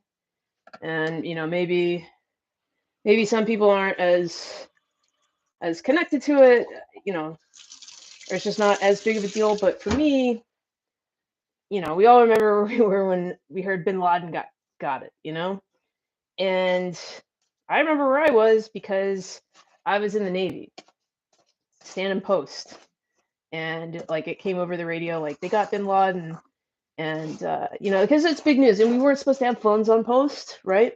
So they told us what was going on because it was so important, and they didn't want to, have people incentivized to have phones on post, that type of thing. And we were just like, holy crap, like they got Bin Laden, like we're never gonna know who these guys, like we'll know maybe it's SEAL Team 6 or something. We'll never know who these guys are. We'll never meet them in person. So that was May 2011. Fast forward to I think it was January 2019. So, not even 8 years later, I'm in Anthony's studio. He's just done, had Rob O'Neill on and everything. And I go and get my picture with him. And there's Anthony in the background photobombing us. And it's like, if you would have told me, the night Bin Laden got shot, oh yeah, so that guy Anthony Cumia on that show that you like, Red Eye, yeah, yeah, you guys are gonna be friends. You're gonna know each other, and oh yeah, he's gonna introduce you to the guy who shot Bin Laden and photobomb. Like it's insane. It makes no sense, and I'm so lucky. And yeah, that's kind of how I got into the ONA universe. So I guess the ONA universe minus the whole the O portion of the equation, which kind of learning more about it, perhaps that's for the best. But thank you, MZ. That was a lovely question, and I enjoyed running my mouth answering it. All right. Oh crap! I have to start smashing stupid fucking candy canes. It's like my least favorite thing ever. All right. All right, these seem cool enough. Switch this camera this way. You can see me scrape them off, and then I'm gonna get this giant mixing bowl out of the way. That's kind of the biggest problem I'm running into right now in terms of space.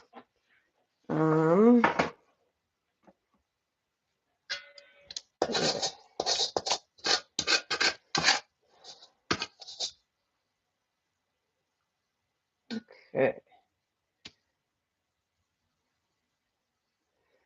Cool. The last of these cookies out.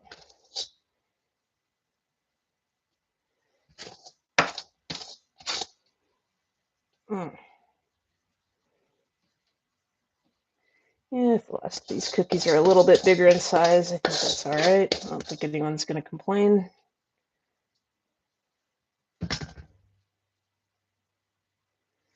And yeah, there we go. Perfect. Let's see. Cool. Those there. Frick. Yeah, I also need a bigger sink, I think. Like, the sink I have is great and all, and it actually is decent size, but it's just such a pain. I don't know. All right, I need me a bowl. I got me a bowl, and it is going to be filled with crushed up candy canes for my cookies, and it's going to be just a shitload of noise as I'm smashing these up like a fucking mental patient. What are you gonna do? You know, you gotta do cookies. You gotta do cookies. Fucking A, man.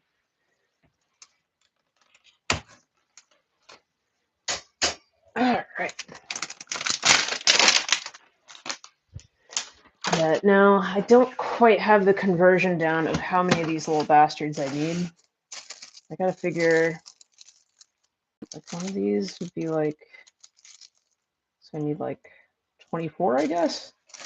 2, 4, 6, 8, 10, 12, 14, 16, 18, 20, 22, 24. That's probably about right. Right? All right, how are we doing on them cookies? Pretty good, still need more time. Oh man, these are gonna go quick. These are more brittle than my bones.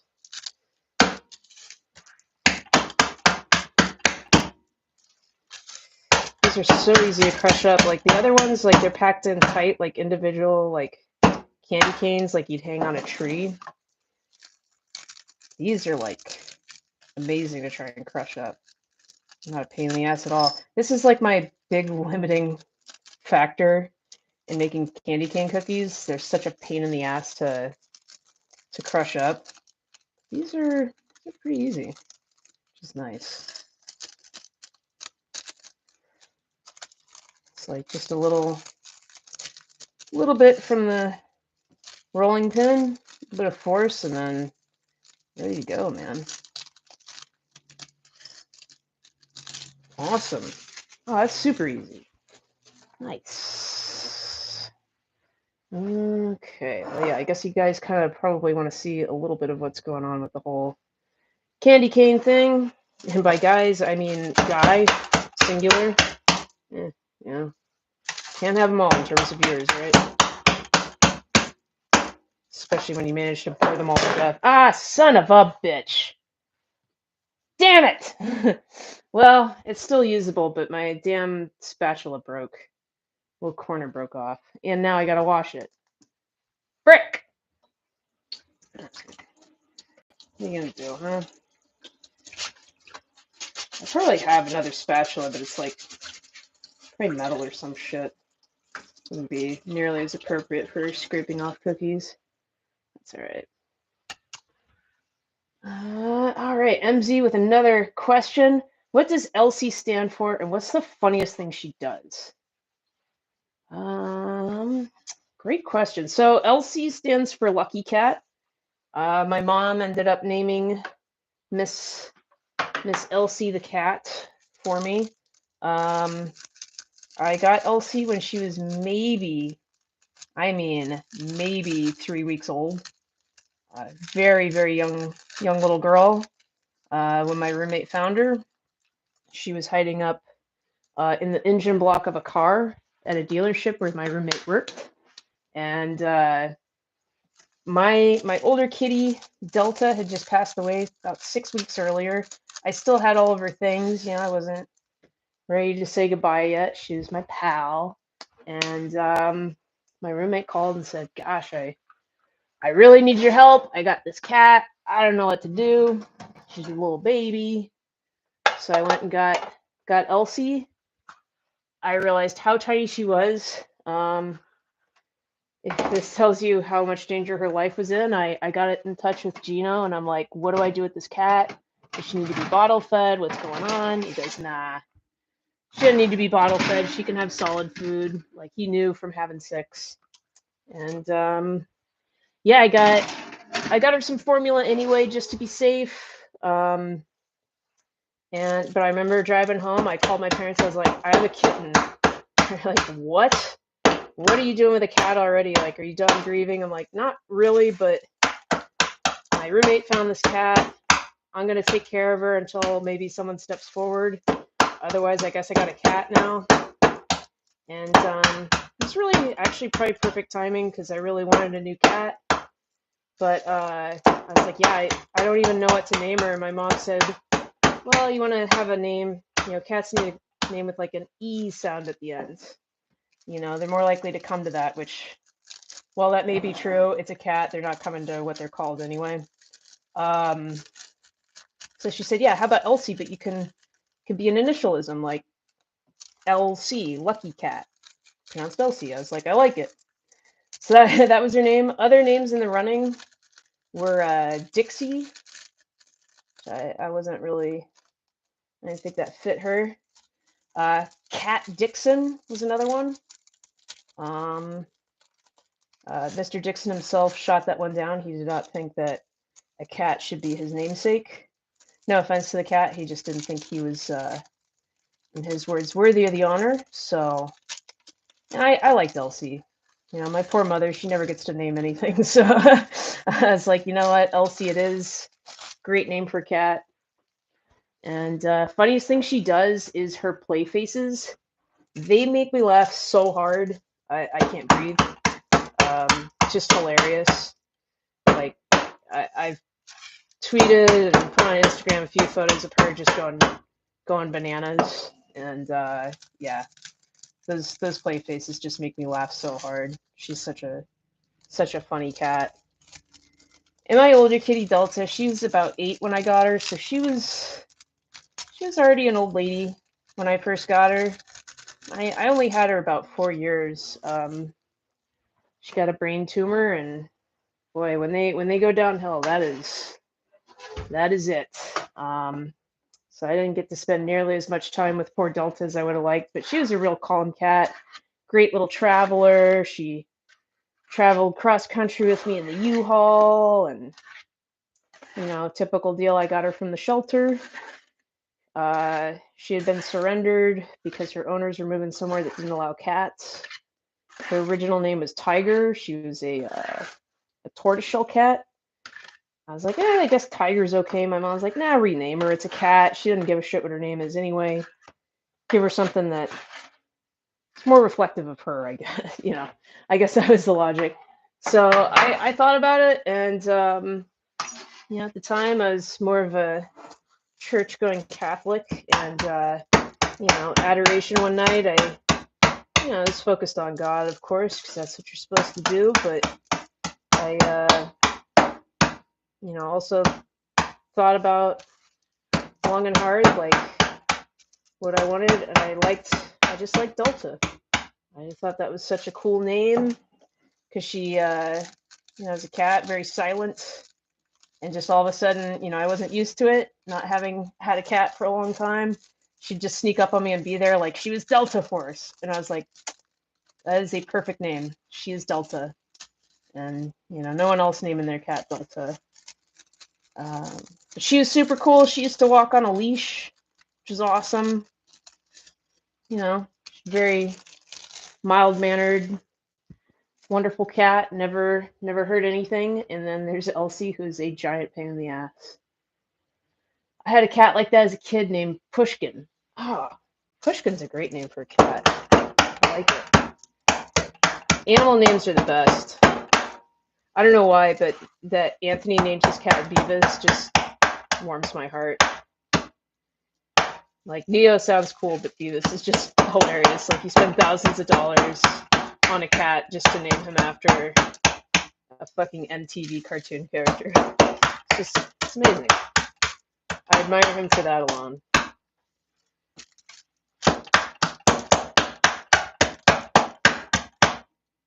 But yeah, not, as I'm getting these streams started, I didn't pick like a normal time or anything. I've been talking about doing this at, 10 a.m., 3 p.m., whatever, all over the place. first link I put out was garbage. So not as many viewers as I would have hoped, but I could do with a little consistency to get those numbers up. But the people who have joined me, you guys are awesome, asking all sorts of great, silly questions, getting me talking. And yeah, hopefully I can kind of dial in this time from week to week, and I'll start getting some people to join me to bake up some cookies and hang out. That'll be great. I have a feeling it might be kind of tough to get people interested in this, but that's all right. You know, make it happen eventually. All right. Just about done mashing up these candy canes. Ooh, yeah, these babies is done. Yeah, look at that. Beautiful.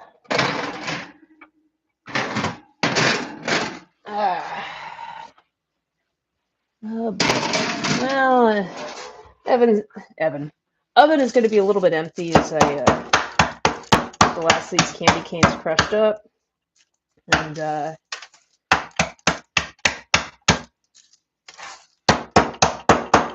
normally with like the other ones that are individually like more tightly packaged, I mean the covering breaks and like candy cane goes frickin' everywhere. It's a mess, but these are like a dream.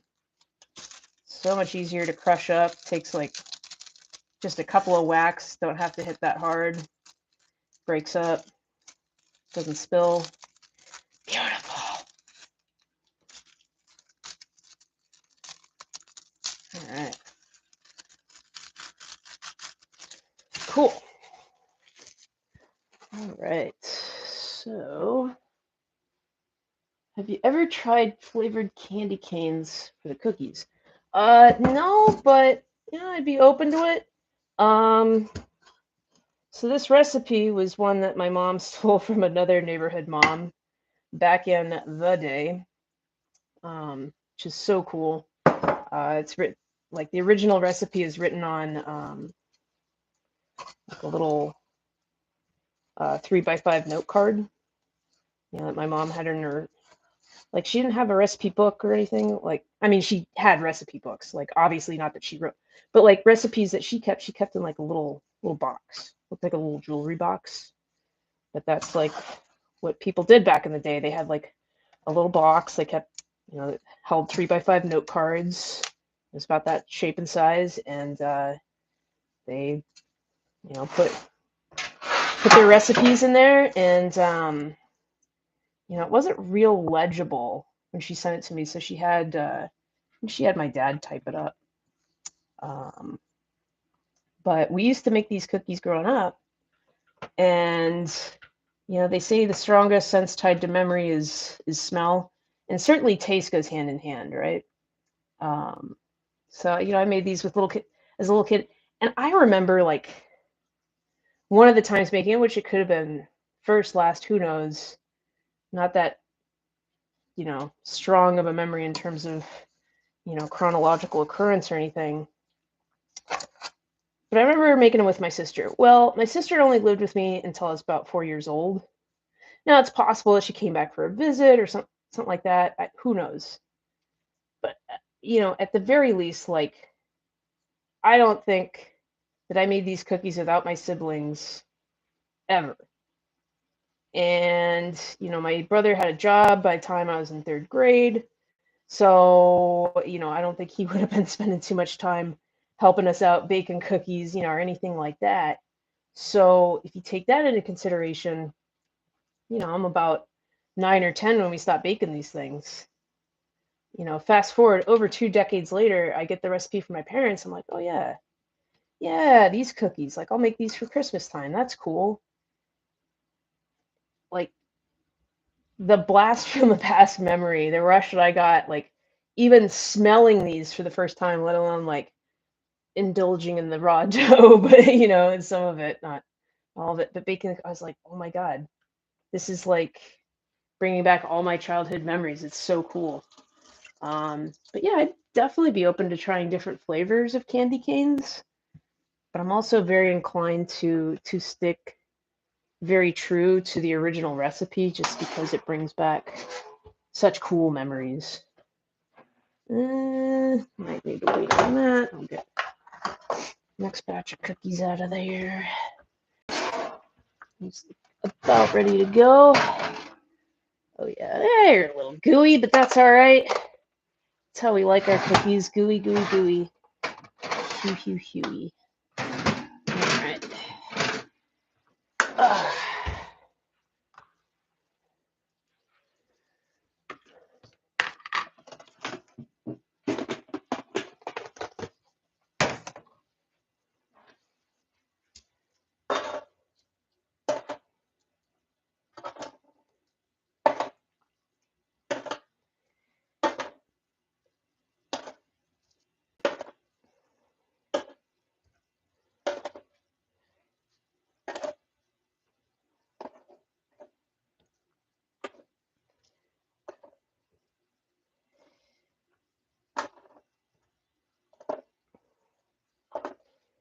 This is the compound media tray that I'm filling up presently. Yeah, these guys always make sure they get, well, I make sure everybody gets good cookies, let's be honest, but yeah, I definitely have no obligation to bake cookies for them, but I still do love those guys. You know, very much like family to me. Yeah, all good things, man. In your time in the Navy, what's the coolest place you got to go? Another amazing question, man. MZ is knocking them out of the park today. Thank you for that. Coolest place I got to go. Well, the furthest away I was stationed was Bahrain. That's, of course, over in the Middle East, just east of Saudi Arabia, the islands. That's definitely the coolest place where I spent any amount of time. You know, everything else was like continental U.S. I was in Washington State, so only like a state away from where I was living, you know, in Idaho. Which, you know, that was cool too. I hated Washington, but nothing to do with the state itself. Just the duty was super, super boring and depressing. Let's see. But Bahrain was cool. I tell everyone it's like the Reno, Nevada of the Middle East. You know, there wasn't a whole lot to do. You kind of you chose your fate while you're out there. I knew a lot of guys who used to work out like madmen. I was not among them unless there was a PRT on the horizon. Then I kind of got my shit together. PRT, of course, physical readiness test. Yeah, I was kind of a slacker actually, physical fitness wise, when I was in. Just didn't care. But that was a really interesting place to go. I mean, it's a weird country that struggles to have its own identity because you do have Sunni and Shia there, so they're constantly, you know, at odds. The minority ruling class are Sunni. The majority, more impoverished peoples are Shia. You know, of course, they don't get along. I couldn't tell you the difference between one or the other. But the minority government certainly is tight with the Saudis, who are all Sunni as well. But you also, the interesting part of that country is that you have a lot of third country nationals. So Thai folks, Indians, and they'll make up a lot of the food service industry, which is really interesting. And that's a very easy place to get fat because you have like the most authentic cuisine in the world. Like they have people that come in and make it. It's just amazing cuisine over there, which was so cool. And I was glad to live over there because, you know, I had kind of a rosy view of, it's like we're all gonna get together and sing Kumbaya, this is gonna be great. And, it opened my eyes where it's like, you know, not all cultures are equal. And that being said, we don't need to really get involved in the affairs of other countries. I think that was a good lesson, you know, where, it kind of helped to solve me of this whole, we're the US and we have to solve everyone's problems. Stop believing that while I was over there. And it's not to say anything negative of the Bahraini people. I feel like I was treated very fairly over there because, unless it was Ramadan, you did not, and even if it was Ramadan, like women, we did not have to wear head coverings over there. And, they respected us. I respected them. But there are certain things that bothered me. They did not have a very positive view on animals, let alone dogs. A lot of the people over there, they did have animal shelters, but yeah, they did not see dogs as being part of the family. So, I mean, if you saw a stray dog over there, it was like the dogs knew who Americans were. They really gravitated towards you because, we'd give scraps. Like we had one stray dog who's like our mascot at our boat base. Like he helped. We had a sentry. It's a small base, not like anyone can really drive on. It's like a little parking lot. But people come up, you'd have to kind of check them out and whatnot. And this dog kept watch with us. It was so cool. He's just a stray dog. Nobody trained him. We gave him food, water, and shelter. And it came down that we had to give this dog up to the shelter. And I mean, the Lord knows what happened to him after that. I don't imagine that their shelters are nearly as good as ours. But who knows? But yeah, that was a really great place to go. I'm glad I got to go. I would never want to go back. I'm glad I don't have to. But for the time, it's good stuff. It's good education. All right. Kind of on the homeward stretch here, on the whole baking front. Let's see. Some more cookies up in these bins. Guess I could have turned the camera around so you guys could see, but hopefully you're all sticking with me here. Cool. Yeah, so hopefully everyone has fun and exciting plans with their families this evening. I'm gonna maybe snuggle up with Elsie and watch a movie. I don't know yet. All depends. And yeah, it'll all be great. Definitely get some good rest tonight. I didn't really sleep in this morning, which surprised me. I don't know if it's because I had to get up and pee or what the problem was, but my eyes popped open and boy, it was time to go. Time to get up and move along. All right. So we can get these cookies off the pan at least. Start putting away some of the supplies.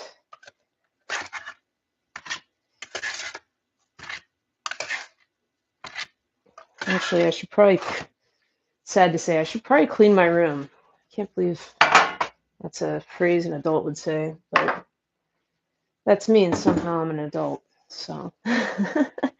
But, free broom cookies. Exactly. I can be kind of careless. Let's see. But yeah, I think a little bit of chamomile tea this evening, kind of slow everything down for me a little bit. That'll be good. Yeah, you guys can see me doing dishes. Woo! Yeah, finish up my chores. I had to pay my taxes, so I'm gonna be broke as shit for a while. Kind of wish I would have written him a check, say something like, earmark this for the Yemeni genocide, something like that. Something playful, Um, you know, please earmark this for Joe Biden's medications, something like that. All right. Yeah.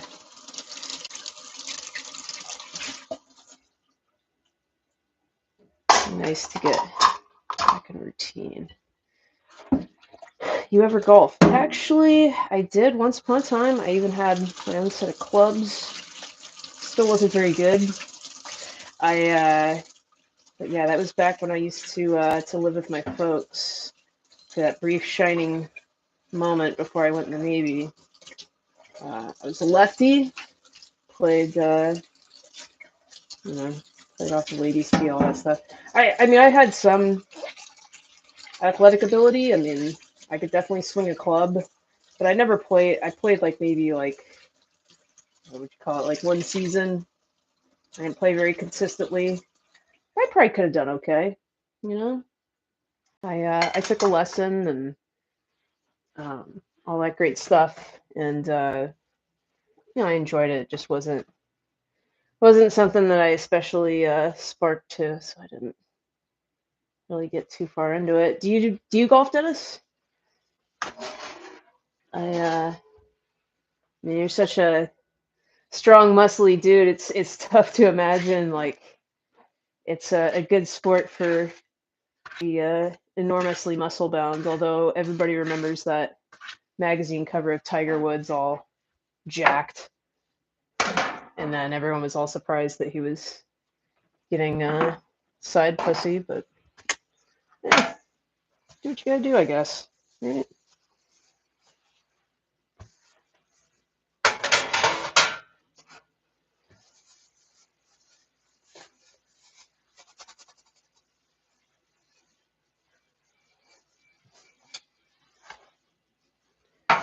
All right. Ah, crap. So much shit to clean up. Boo. Ugh. All right. I think the rest of these cookies can go to Compomige. That should be fine.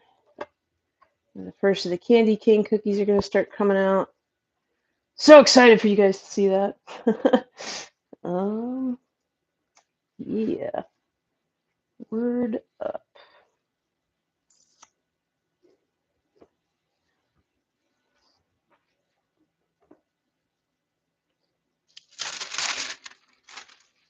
All right.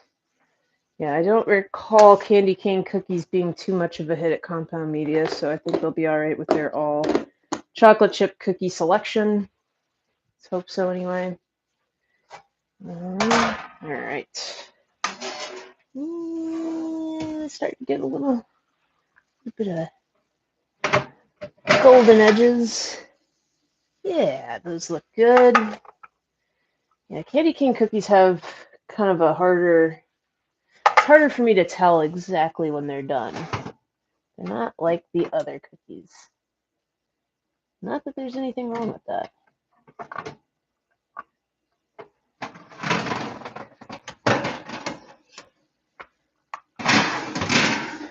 Oofa. All right.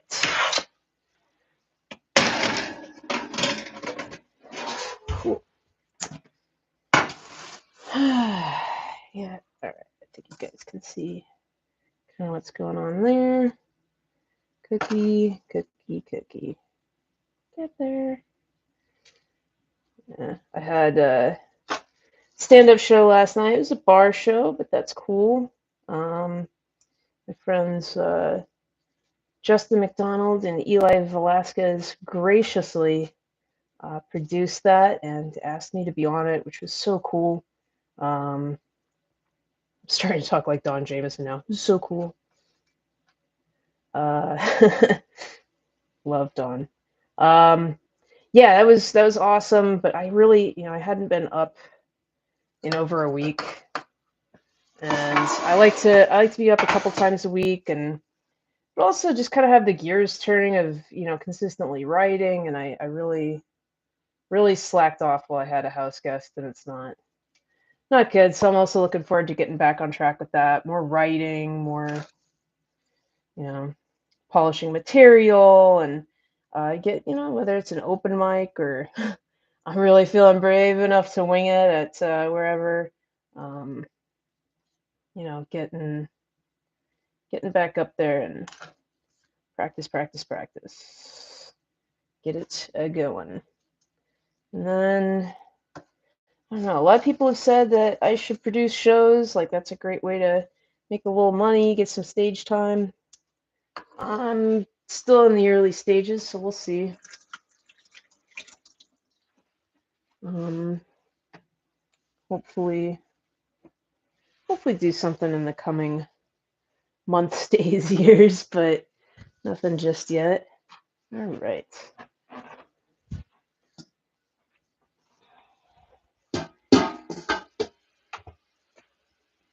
Oh yes, you guys need to see my dishes skills. I love making Russian tea cakes, and peanut butter cookies. Awesome. If you got a recipe, please send it my way. If it's secret ancient family recipe, certainly don't share it here. If you are open to sharing it, DMs, yeah. Guess that's another thing I could be doing on here is my YouTube channel, my about section, or whenever I go live, it's like have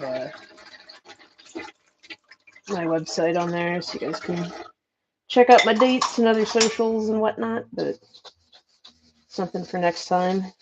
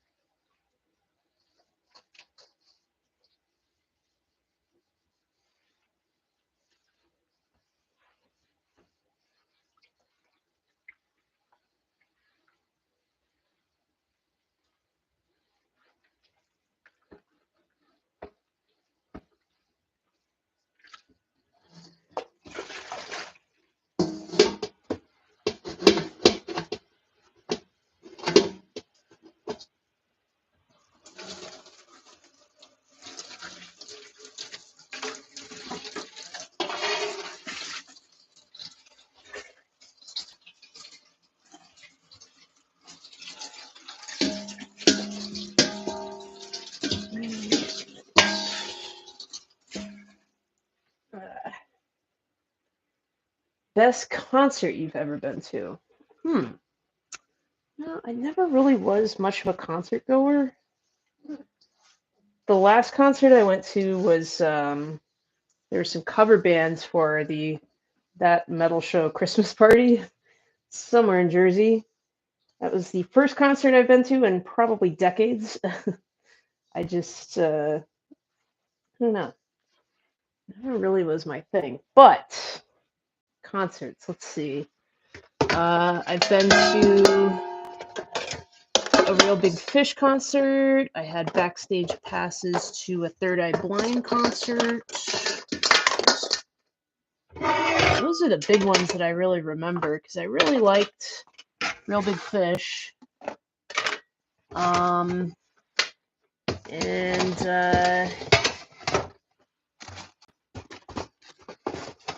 yeah, the backstage passes, of course, were really cool, but I didn't really know anything about Third Eye Blind. Just somebody I knew happened to have passes, which was nice. And I maybe only knew like 2 of their songs that they played that night. I don't know. It's odd. My relationship with music. I've never really been like, oh my gosh, this is the best band ever, or anything like that. Actually, in getting to be friends with, getting to know Don Jameson a little bit. It was so funny. I'd be talking to him. He'd say, "Oh, Phil Lynott is my personal hero." I'm not telling any tales out of school. I mean, he's said this like on the air and stuff. And I'm like, I don't even know who Phil Lynott is. And, I didn't say that. I just, oh, okay, yeah, yeah. He's like, yeah, Thin Lizzy. I'm like, okay, I know Thin Lizzy. And I'm thinking about their music. I'm going, yeah, I guess they're a good band, but they're not like, Don's a real metal guy or whatever. Like, why does he really like this band so much? I don't get it. So I went home and I got Phil Lynott's biography, read the whole thing cover to cover. I was like, okay, I kind of get it now. Like looking at his background is a really unique and difficult background, being a mixed race child born in Ireland at that time, and so I was like, okay, like I kind of get that. It's really interesting, Not, I don't think Thin Lizzy is the greatest band ever or anything like that, but I've learned to appreciate them. I think they're pretty cool. Interesting to learn more about them and their story. And next week came back all ready to talk Phil Lynott, and Don goes, yeah, I mean, I really like Motorhead and Lemmy, and I went, oh no, I don't know who Lemmy is. So I came home and I got Lemmy's autobiography and read up on him. It's like, wow, now this guy's freaking interesting. So, and really started listening to a lot of the music that Don was talking about, or you have someone on the show. One of the guests that I had never heard of before, and probably a lot of people haven't, was Sammy Bowler. And I love his music. It's mainly instrumental. It's kind of more my speed, because even if there are lyrics, it's like, am I going to be able to understand them when they're being sung? Probably not. But yeah, I've kind of, and getting to know him a little bit more. I, got to get to know the music as well. It's been a big part of his life. So I've taken a liking to metal. I don't know if I'd want to necessarily go to a metal concert. I don't know. Maybe just like to say that I've been to one. Maybe, I don't know. But there's nothing really. Maybe I'll go to a Sammy Bowler concert. If that Michigan dude is ever around, I'll go see him play. That'll be good. But yeah, otherwise, yeah, I haven't been to too many concerts. I'd go to a live podcast. Not really the same thing. All right. Just about done with the bake. What did you see backstage at Third Eye Blind? I think this was like either one of the last days before 8th grade or the last day before freshman year. I don't really remember now. And it was, yeah, nothing really weird backstage. So I mean, I was a little kid, really, although 13 or 14 years old maybe, and so yeah, I didn't see anything crazy. I didn't see any drugs, and probably even if I had seen drugs, I wouldn't even know what the hell it was I was looking at. So nothing too exciting there. Let's see, what else?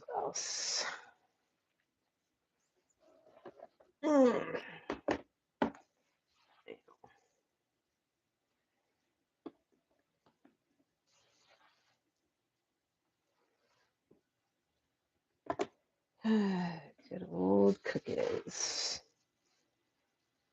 I'm gonna sleep good tonight, having done absolutely nothing today except bake cookies. I get to hang out with you guys, so that's cool too. Got a little bit of a snuggle session with Elsie in today. She, I was kind of surprised. Like I was definitely around and stationary enough, but she did not want to let her guard down while there was a house guest. So we got some good snuggle time today. She felt like she could be comfy again and let her guard down. So that was very precious kitty I have there. Also a nightmare, but you know, she's a delightful nightmare, and she's my nightmare. So there.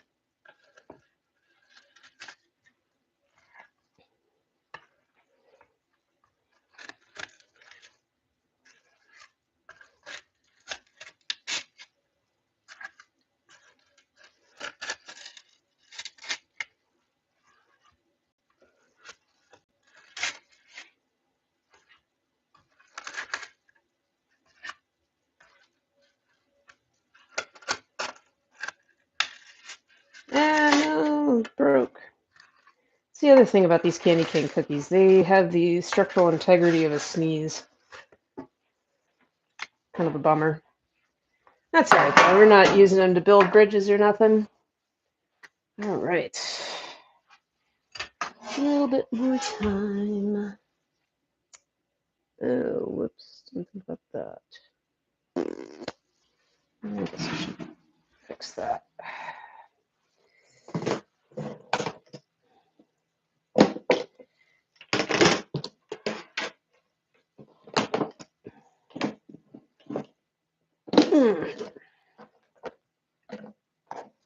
Yeah, these cookies are for me. So if anything I'm doing looks kind of unsanitary or gross, it's okay. They're mine. I can do whatever the hell I want.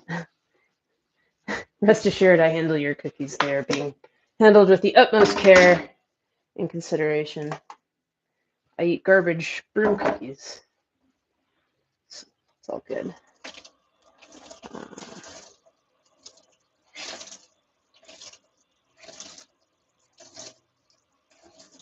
I met Candlebox on their USO tour in Kuwait. Was disappointed to find they hired replacements. Ah, that sucks, dude. Yeah, I gotta imagine like probably a lot of these richer folks, like they're not gonna want to go to Kuwait or any of these other places. Kuwait was also, I remember, developing technology like a gaydar to prevent gay people from entering the country. I wonder where they're at with that technological development. Anywho, yeah. Have you ever skydived, or what's your level of exciting sports? Never skydived. I mean, I might someday. Which is, you know what? There's base jumping activities in Twin Falls, Idaho.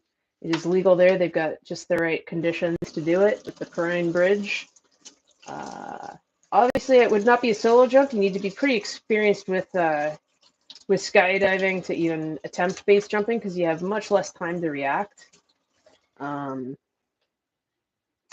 If something goes wrong, of course. I don't know. I mean, I probably would. I just, you know, for the expense and then what you get for a payoff, it just never seemed like something I'd want to do. But hey, you know, maybe someday, right? Check her out. But yeah, probably the most extreme sport I ever did was cliff jumping on skis. The biggest cliff I ever did was 30 feet. So, I mean, not that extreme. And that's a pretty easy one. You just kind of go off and try to land as best you can. But yeah, skiing was some form of skiing, probably the most extreme thing I ever did. Yeah, that's about it. I guess I've led kind of a boring life when it comes to extreme sports. Yeah, just the skiing stuff.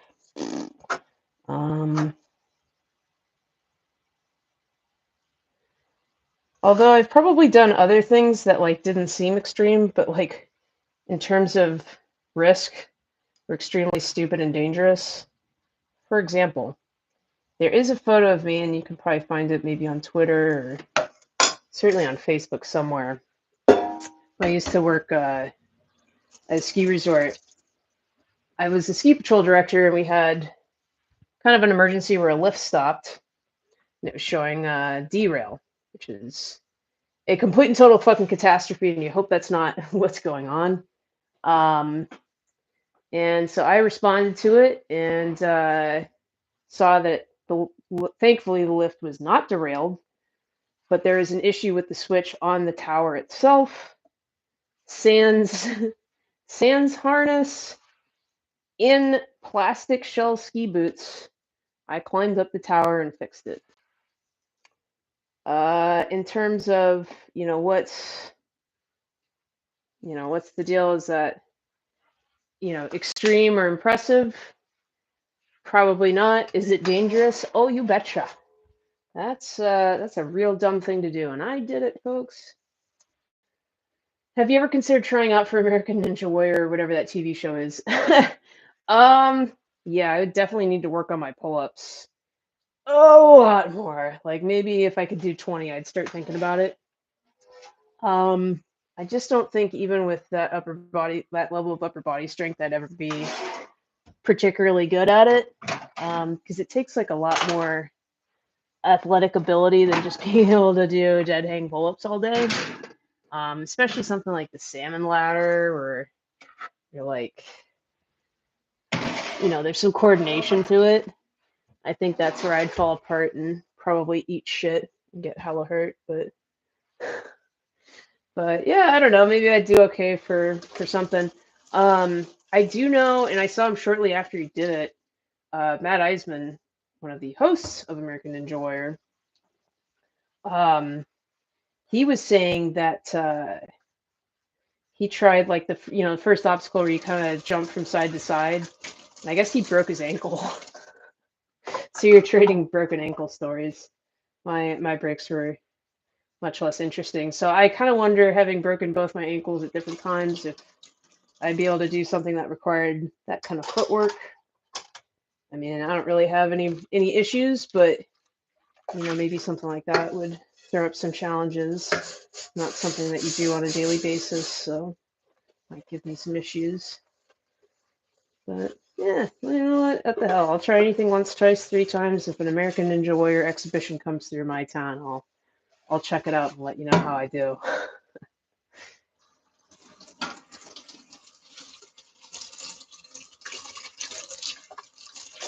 All right, just about wrapping up for the day here. Got 2 sheets of cookies cooling, 1 in the oven, 1 more to go in. And we're done, folks. Appreciate y'all joining me and indulging in my attention whoredom. Whoredom, boredom, same difference. Pay attention, damn it. Yeah. And these cookies are looking great.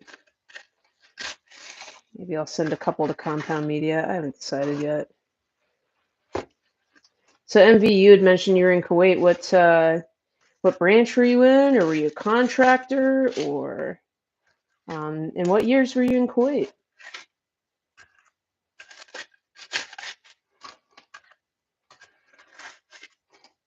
I guess on the off chance that you're not intently hanging on my every word, I should probably type it into the chat. But all good things, sir. All good things.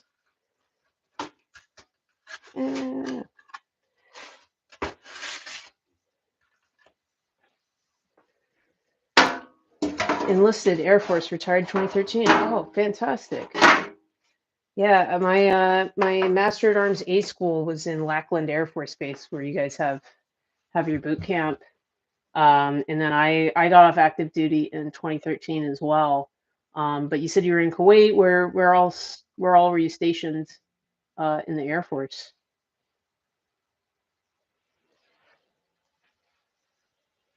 And also, what were you like air crew, or what was your occupational specialty?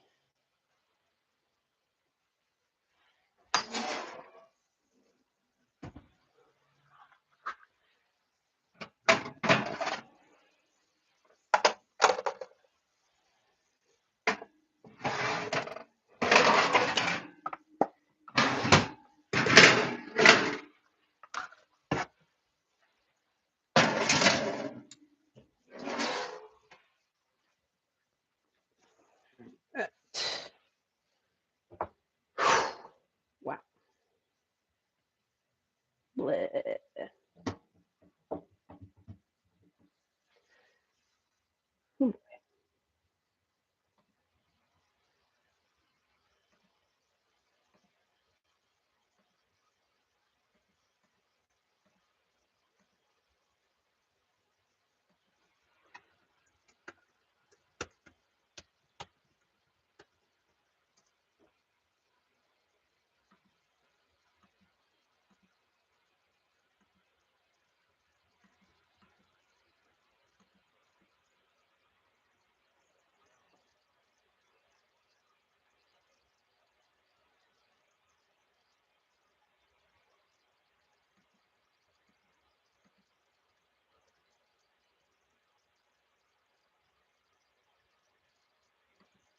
Uh,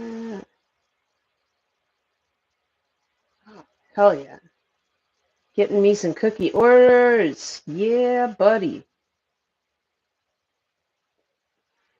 Field technician, did 2 tours in Korea. Wow. 4 in Italy. Nice.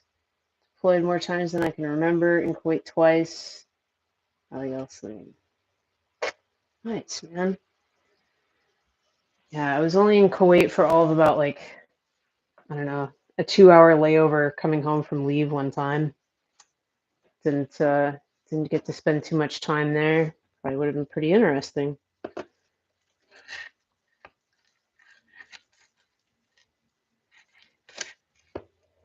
Yeah, those Gulf countries, man, they're something else, that's for damn sure.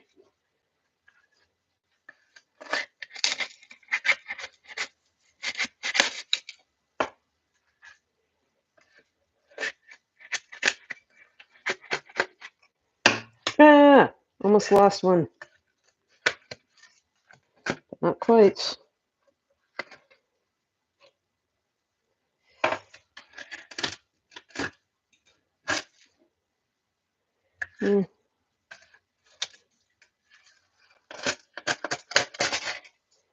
Awesome. All right. Eh.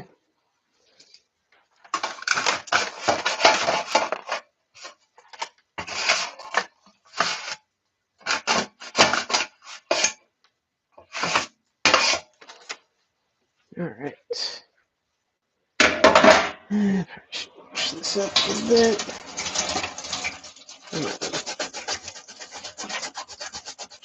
Went to Amsterdam to do the altitude chamber once. Oh,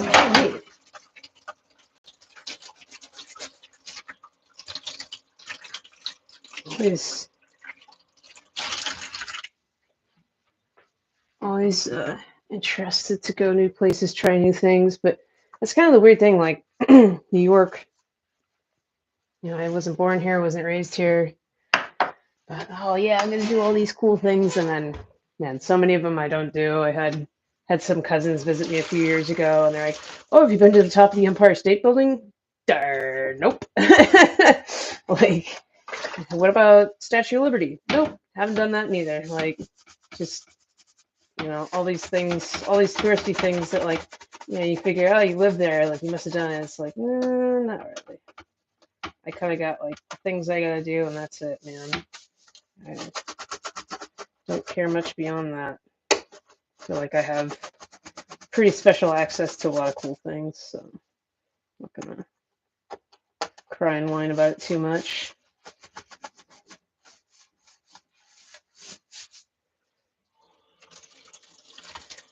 Yeah.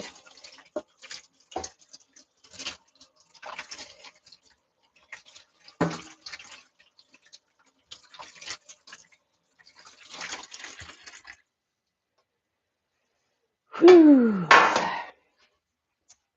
All right. Last of the cookies in the oven now. Got 6 cooling off on top of the stove. And yeah. It's going to be cleanup time, which I'm sure is scintillating for all my viewers. But yeah, as soon as the last of those cookies come out, I'm going to cut the stream. And but yeah, thank you very much for joining. Get the last of your questions in. I'll give you about another 5 minutes. 5-minute warning for questions, and then I'm gonna bounce out of here. Probably put on part of the problem. Listen to that while I'm doing dishes and cleaning up, tidying up a little bit. Yeah, that'll take me right to 7 o'clock. Yeah, gotta get ready for tomorrow. Probably get me some tea, kick my feet up. Actually, no, I can't do that. I have to clean my room up a little bit. Shouldn't take very long. Just a quick sweep and tidying up. Nothing crazy. But yeah, I gotta do a couple of things. Boo. Ugh. Hate being responsible. Sucks. 0 out of 10. Would not recommend. All right. Okay, so just about done here. Oh yeah, it's ready to go. Yep. Last of these. All right.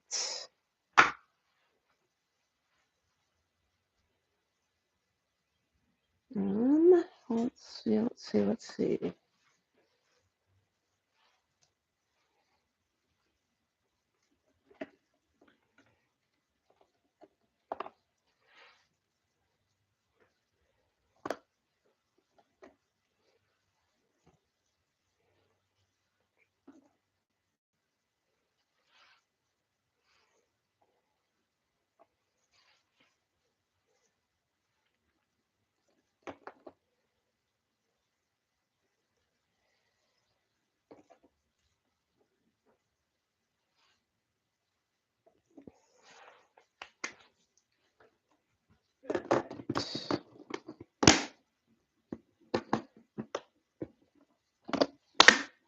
Cool. Those are all ready to go. What am I gonna do with the rest of these stupid cookies? All right. Thanks, MZ. Appreciate you joining me, asking all those great questions. Salute to you, Air Force vet. Have a happy Easter. All right.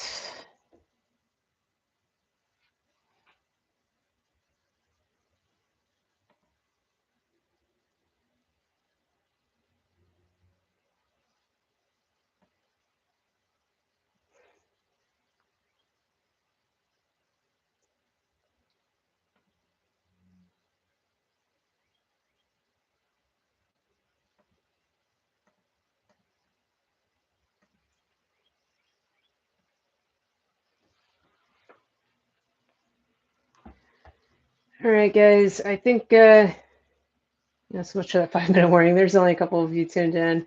Really appreciate you doing that. Super awesome. I appreciate you joining me. Shout out to Sloan and MV with those awesome questions. Dennis as well. Justin, appreciate you joining the stream. And I'll probably do another one bright and early on Tuesday. I'm shooting for an 8 a.m. start time. And because I got to get everything cleaned up and get the cookies shipped out and then get to an appointment fairly early on in the day. So yeah. But again, appreciate you guys joining me. Please join me again. Stay in touch. You can find all my social medias at comicscard.com/Andrea-Bryant. You can find Instagram, Twitter, and LinkedIn and YouTube on there. Of course, if you needed to find YouTube, you don't know that you're not able to view this. But thanks so much for joining me, and I'll see you again next time. Bye.